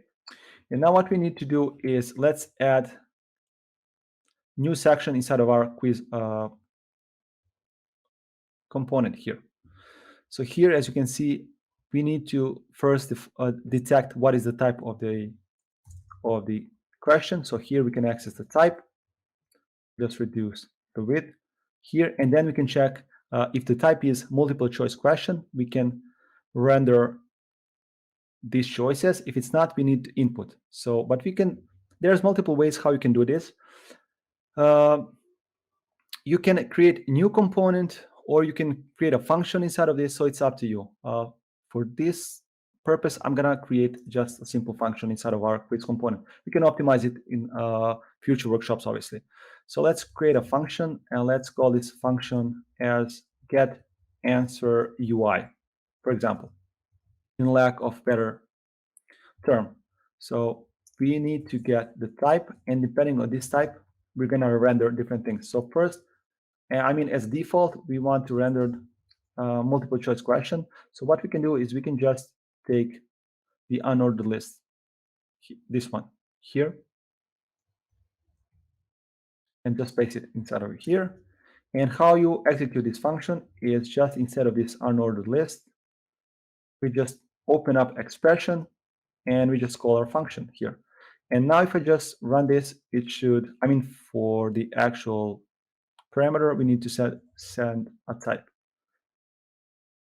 Like so, I mean, we could even access the type. Yes, from the current question, we can actually access the type from here. So because we don't need it, because we are actually destructuring our questions here. So yeah, we don't need to pass it as a parameter. Yeah, this is fine.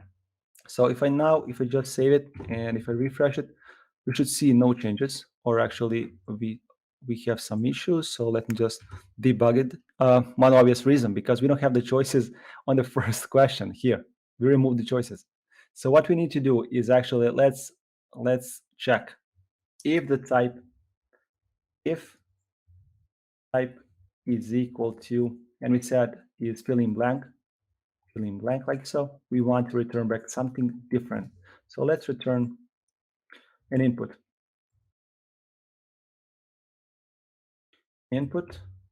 And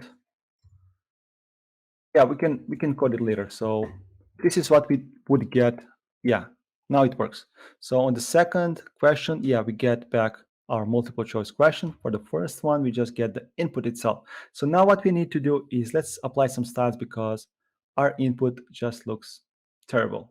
So inside of the quiz, let's add some CSS. So let's scroll a bit down, and here, let's add an input. And I want to add a border. So let's add a border 1 pixel solid. And let's use disabled. Let's set border radius to 4 pixels. Let's add some padding on top and bottom. Let's set it to 10 pixels, and left and right to 20 pixels, like so. Let's add width to be 100%. Let's add some margin on the top to be 20 pixels, and I want to set the box sizing to be the border box, so it's not more than what we expect from it to be. Now let's see how it looks like. That's more like it. Okay, let me close the quiz. So here what we want to do is we want to do a couple of things.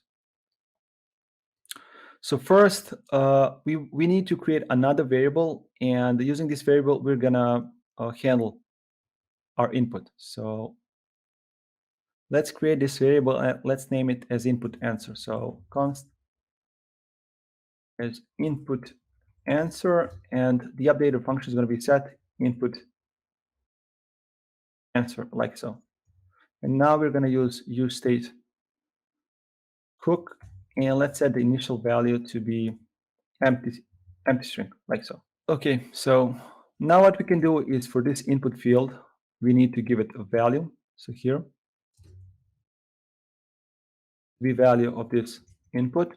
And what you need to do is to handle onChange event. So onChange event, similar to regular HTML inputs, we just have this camel case, and we want to call new function which we're going to create in a second. So let's call it handle input change, like so.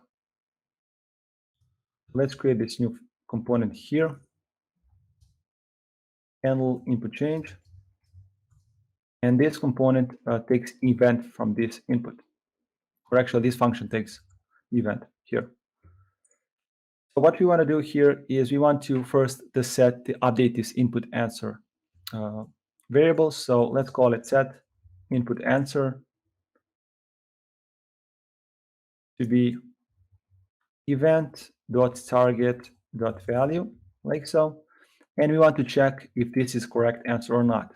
So if event.target.value is equal to correct answer, then we want to set the answer to be true. Set answer to be true.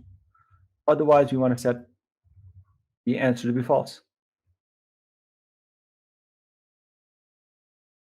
Answer to be false, like so. Okay. And that pretty much solves it. So what we need to do next is we want to disable the next button until, let me just refresh it for a second, and let me increase the duration to 15 seconds so that we have time to explain what's happening. So first, we want to check if there is something entered. So if we start typing props, you can see that this is still disabled because on the next button itself, let me just see where it is. This is next. Okay, so we are disabling only if answer IDX is null. So what we want to do is and if there is no input answer. So if we have input answer, we want this button to be enabled. So let's save it. Now we should have this button enabled once we start typing, like so. So let's say that we input the proper props answer. So let's go in, actually let me reduce the duration so that we finish this faster. I mean, it doesn't matter, but yeah. So let's type in props and let's click next. The answer here is virtual DOM. For this one is user interface. For this one is, again, props. For the next one is JavaScript. Babel is JavaScript compiler. And as you can see, we have total 6 questions. Total score is 30.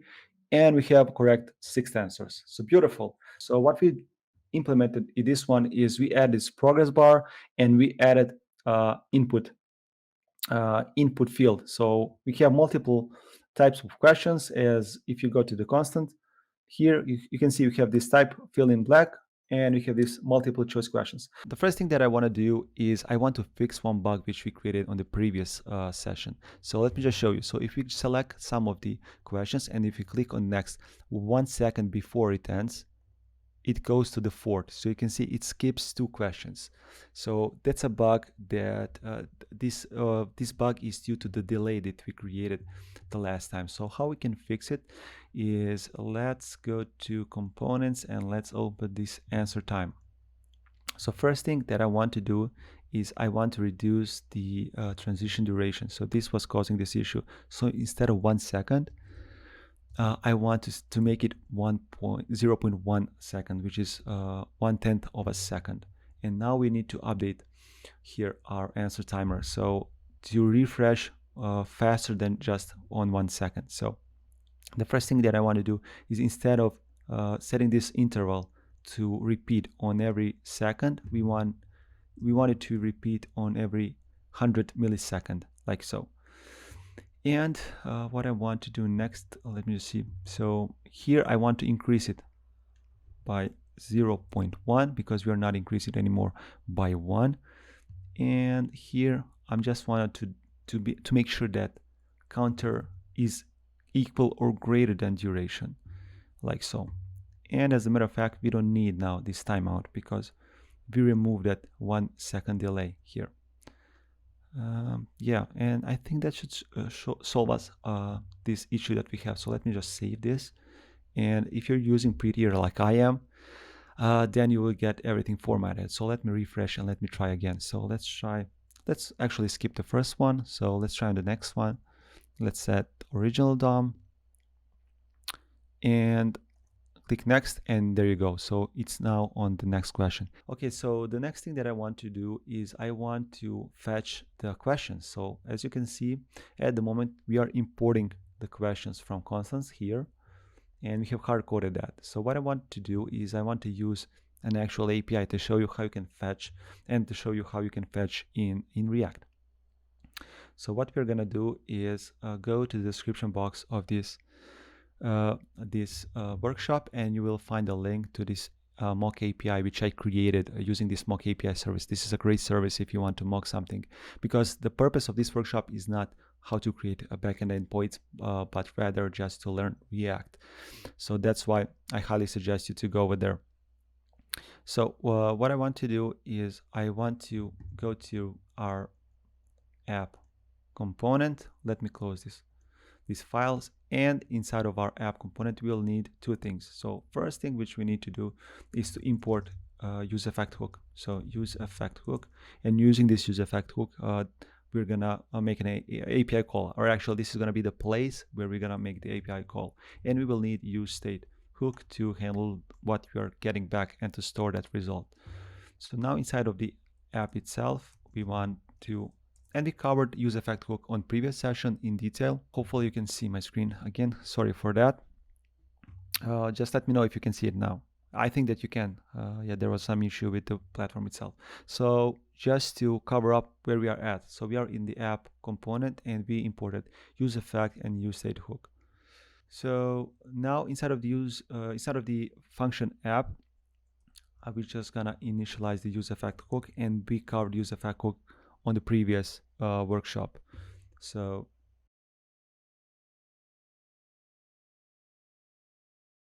essentially we're just passing in a function here, and we're passing in the array of dependencies. So we're just going to execute this one. So the array is empty, and inside of this function we're actually just going to call our get questions function. And now let's create this function. So we can create here, this is going to be just a fat arrow function, like so, and this is going to be asynchronous function because we're going to make an external API request. Okay. Now inside of this function, what I want to do is I want to add try catch block, and inside of this try catch block, obviously if we make any errors we can just console log the error. Obviously this is just for this purpose, but in real case scenario you want to store this in some kind of analytics software, or to display to user that something wrong has been happened. So, but inside of this try block, let's create a response variable, and we're gonna store the result that we get back from the actual fetch. So we're gonna use the fetch method to make an API request. Let me just close this tab, and for the URL we're gonna use the mock API URL, or actually we can copy it from here, and we're just gonna add the URL like so, and the actual endpoint is questions, like so. So the actual response we're gonna store in this variable response, and then what we're gonna do is we're gonna convert that to JSON. So let's add a new variable and let's name it questions response, and we're just gonna use response and convert that to JSON. So like so. And this is also asynchronous operation, so we need to add a wait in order to wait the results, like so. So now we have the results, and let's just console log them to see if we get it right. Console log question response, like so. And let me refresh our application. Let me open up the terminal, and inside of the console we can see that we got the array with our questions. Beautiful. That's exactly what we wanted. So now we want to store these questions in a variable and pass them to this quiz component. So now we can use our useState hook to do that. So inside of the app component, let's create a new variable and let's name it questions, and we need updater function, and let's name the updater function as set questions, like so. And now just initialize our useState hook, and initial value is going to be empty array, like so. And now what we want to do is once we fetch, we want to call this set questions function, and we want to use this questions response to store it, like so. And now instead of sending these hard-coded quiz questions, we can remove them, and now we just need to send the questions here. So let me remove this and let me refresh. Okay, when we're just loading our application, we are passing in an empty array, and that's why we don't get any results here. So what we need to do is we need first to check if we do have questions or not. So let's check if questions.length is greater basically than 0. In that case, we will gonna render this. Otherwise, we're not gonna render anything. So basically, if you have real application, you maybe can show a loader or something like that. So yeah, let's just save this. And as you can see, we get our questions, but this time we are fetching these questions from the actual mock API. I can close the mock API because we don't need it anymore. Beautiful. Okay, the next thing that I want to add, so let me close this, and I want to go to the quiz component, and I want to do a little bit of refactoring there. So what I want to do is I want to create a new component. So inside of this folder, I want to create this results component. So let me just show you. If you go to the quiz component, and if we scroll down, we can see that we have this results section, and I want to export that to new component and add some additional things. So let me show you. So inside of the components, let's create a new folder and let's name it result, like so. And inside of this folder, let's create a new file and let's name it result.jsx. We will also need a new file for styles, so result.scss, like so. And here we're just gonna create a functional component. So let's name this component as result.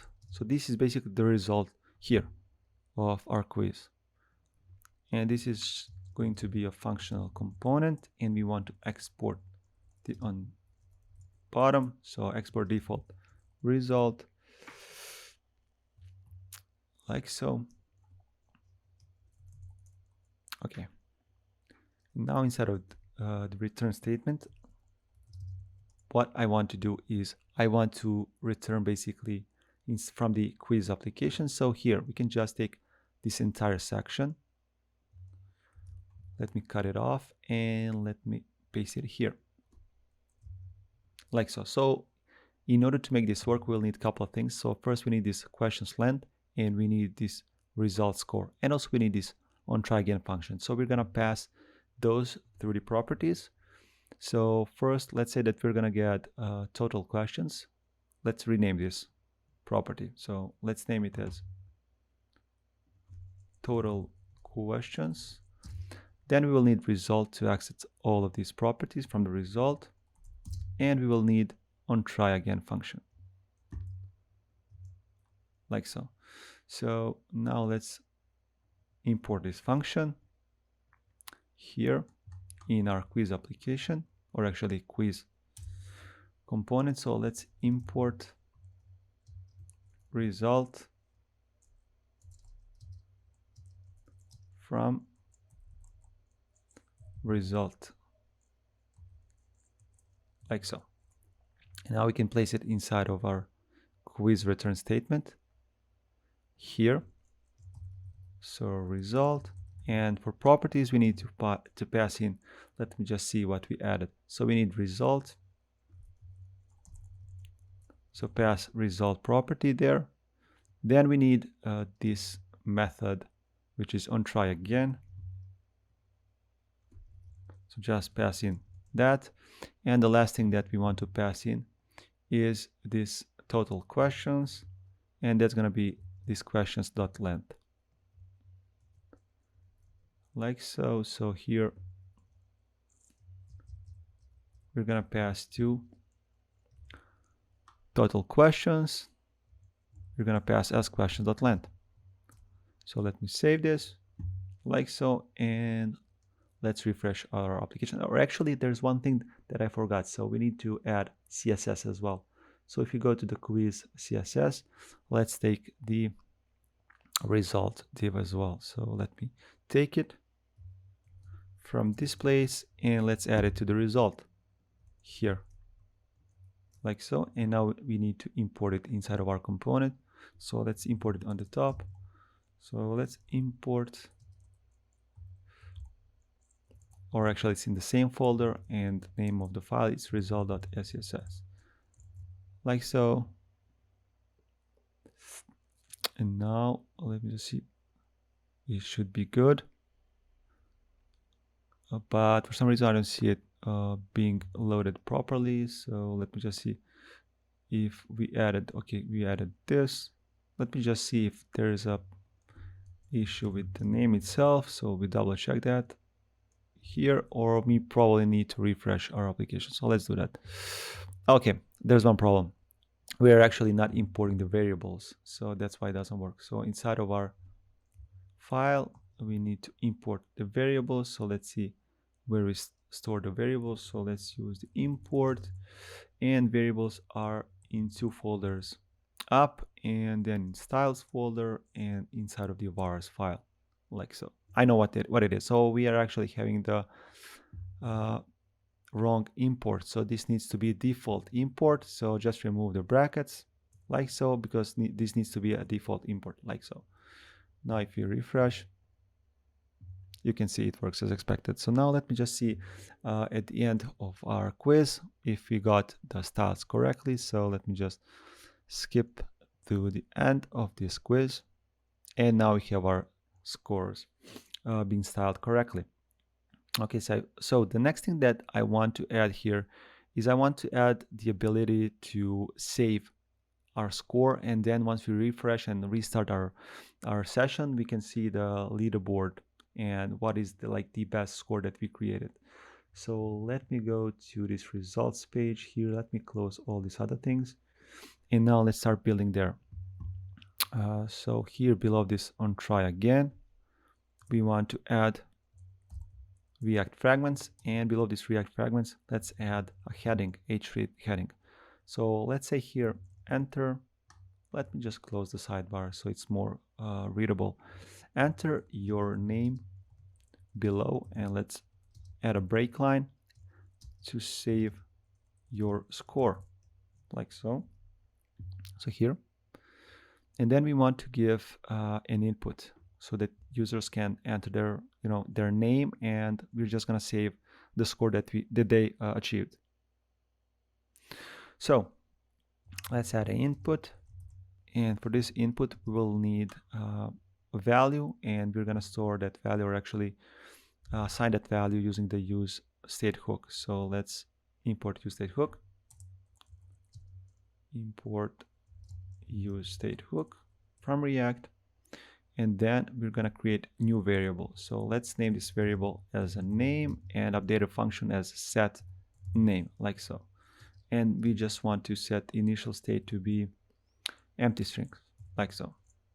Okay, and now we can add the value to this input to be name, and we want to update onChange. So let's call the onChange event. And what we want to do is we want to take event, and I want to call this set name function, and to update our name variable with the event.target.value. So we want to take the value from our input here. Okay, let me save that, and let's just add a placeholder so it's more nice. I mean, it's more descriptive actually. So let's add a placeholder, and let's say your name, so that users know what actually they need to enter there. I mean, there's a title here, but yeah, this is more nicer.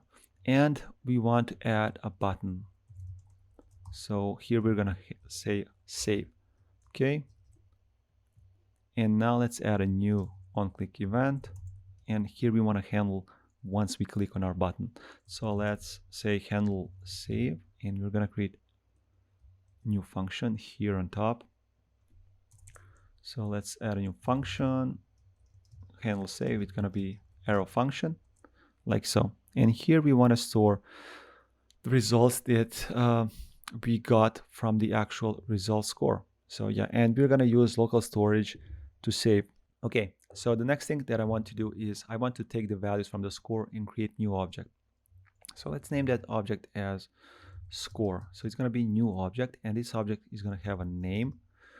So it's gonna be the name which we enter in this input field, and it's gonna be, we could omit the second name, and it's gonna have the score property as well, and we're just gonna take result.score, like so. So this is the JSON object, I mean the object that we want to save in the local storage. So we are also gonna need additional variables, so for the actual array of the scores. So let's copy paste this line, and for the second variable, let's name it as high scores, and let's name it the updated function as set high scores. And for the high scores are gonna be an array of different high scores, obviously. And we will need another flag. So as you can see, when we enter the score and when we click the button that we created here, save, we want to hide this div, and we want to show the table or leaderboard, right? So let's add another flag for that, and we can duplicate this, and let's name this one as show scores, and the updated function as set show scores, like so. And let's initialize it to false. Okay,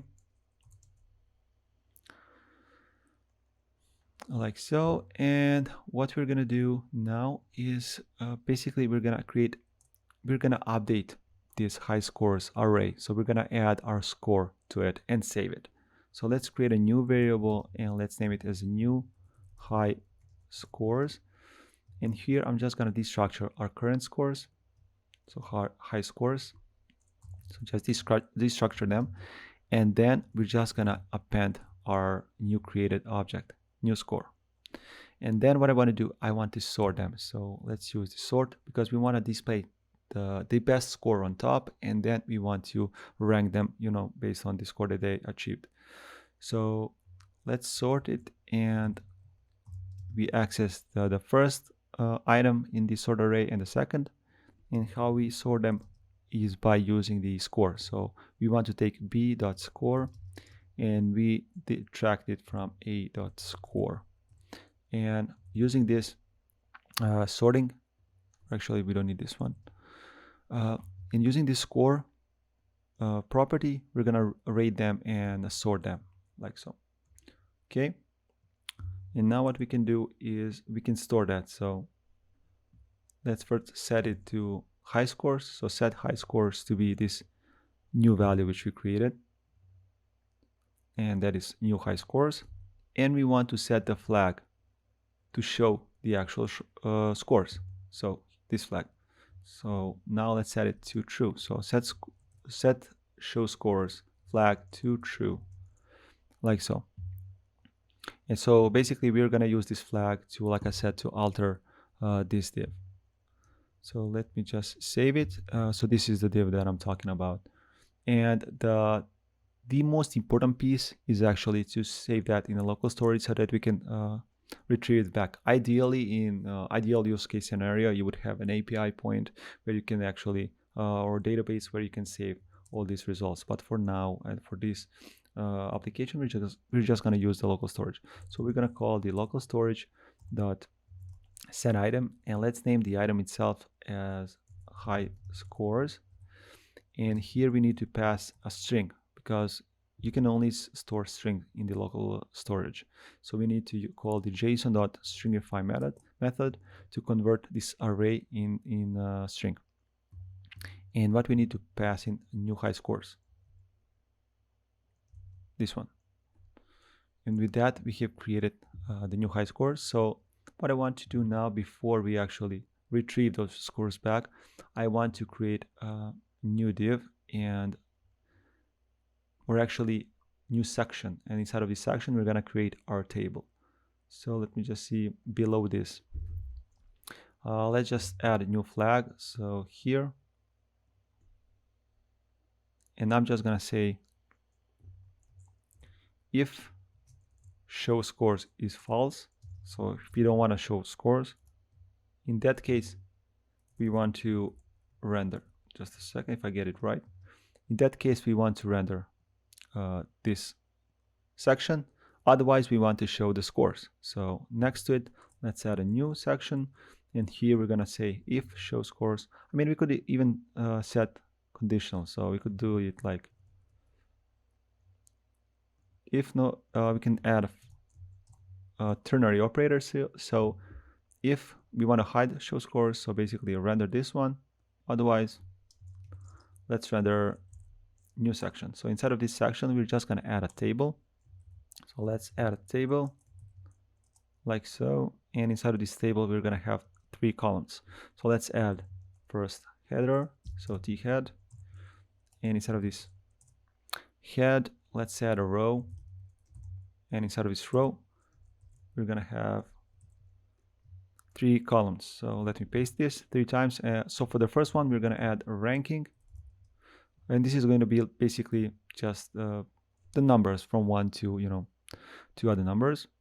The second one is going to be name of the player, and the last one is going to be the score, like so. And then let's add t-body, and inside of the body, what we're going to do now is we're going to take all the scores here that we have and we're going to render them. But let's just create something static for this first use case. So let's add a table row, and for the table row we're going to have 3 table divs, or table cells actually. And for the first one, let's just say 1, and let's just multiply it 3 times. And then let's say for the second one we need name and we need the score, let's say 15, like so. Now let's just test this functionality. So if I refresh, let me wait and actually skip until the end of this section, and then we should be able to see, once we enter our name, let's say Bob, and we click on save, we should get our table. So the first thing obviously that we need to do is to apply some styles so it's a little bit nicer. So okay, so here inside of the result div, let's add a table, and first let's set the width to be 50%, so it's a little bit bigger. Then let's set text align to be left. Let's add some margin so it's a little bit more separated from the top button. So let's add 50 pixels on top. Let's make it centered, so set the auto for left and right, and let's add 20 pixels on the bottom. And let's add borders as well. So let's add the border collapse to collapse, like so. And now let's just add table rows, and for the table rows we want to add this border. So border 1 pixel solid, and that's it. Yeah, we can use default one.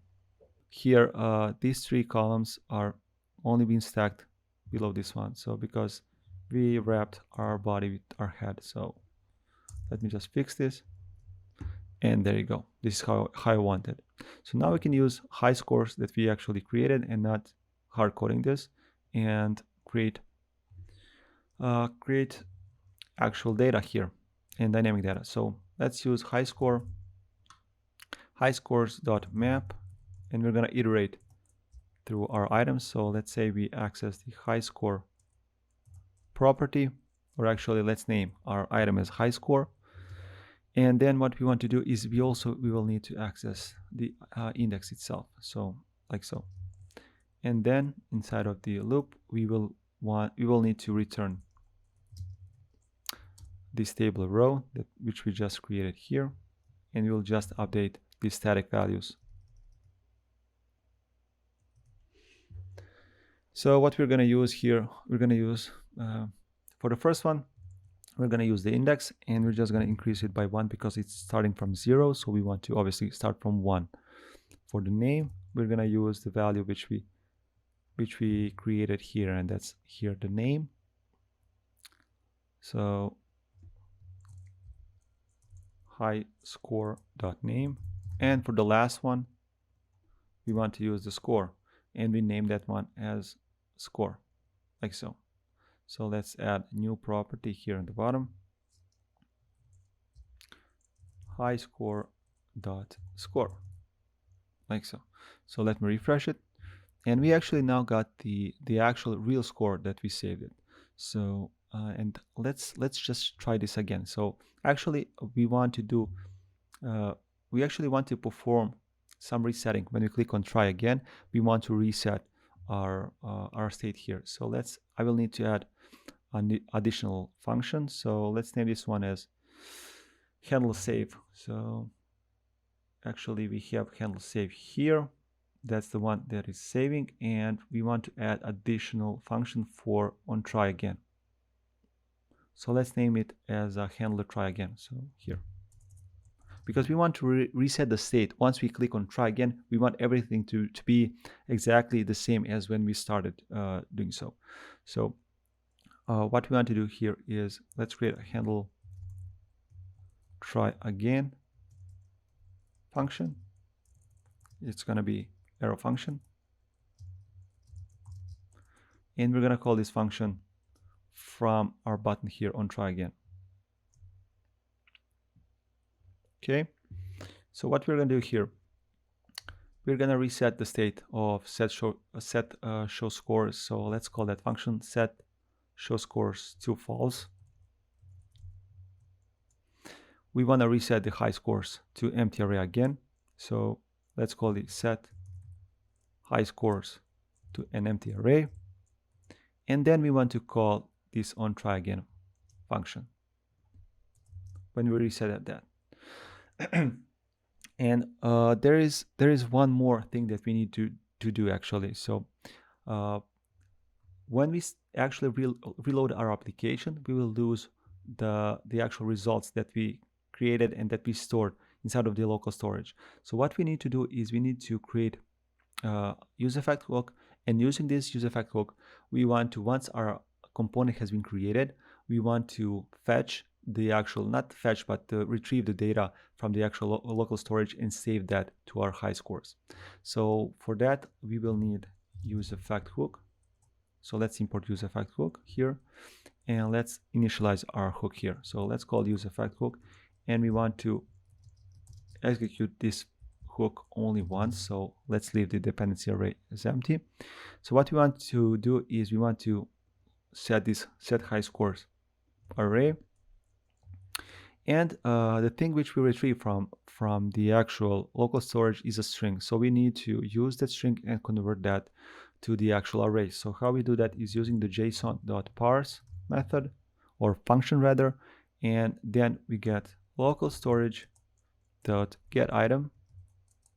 We use this function to get the item from the local storage, and we use, let me just see what was the actual name, or the name of the item that we named. So it was high scores. So we want to retrieve the high scores, or in case this is like the first time that we are loading our component, we want to pass in an empty array so that we don't get into any errors, like so. So let me save this and let me refresh our application and let me try again. So let's say that to answer all of the questions. So for the first one is props. Here is the virtual DOM.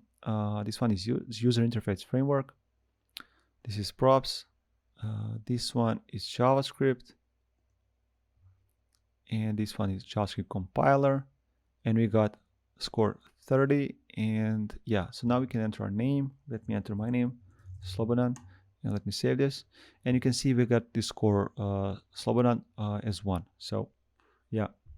Now what we can do is we can try again and to see if this score got saved. So let's try again.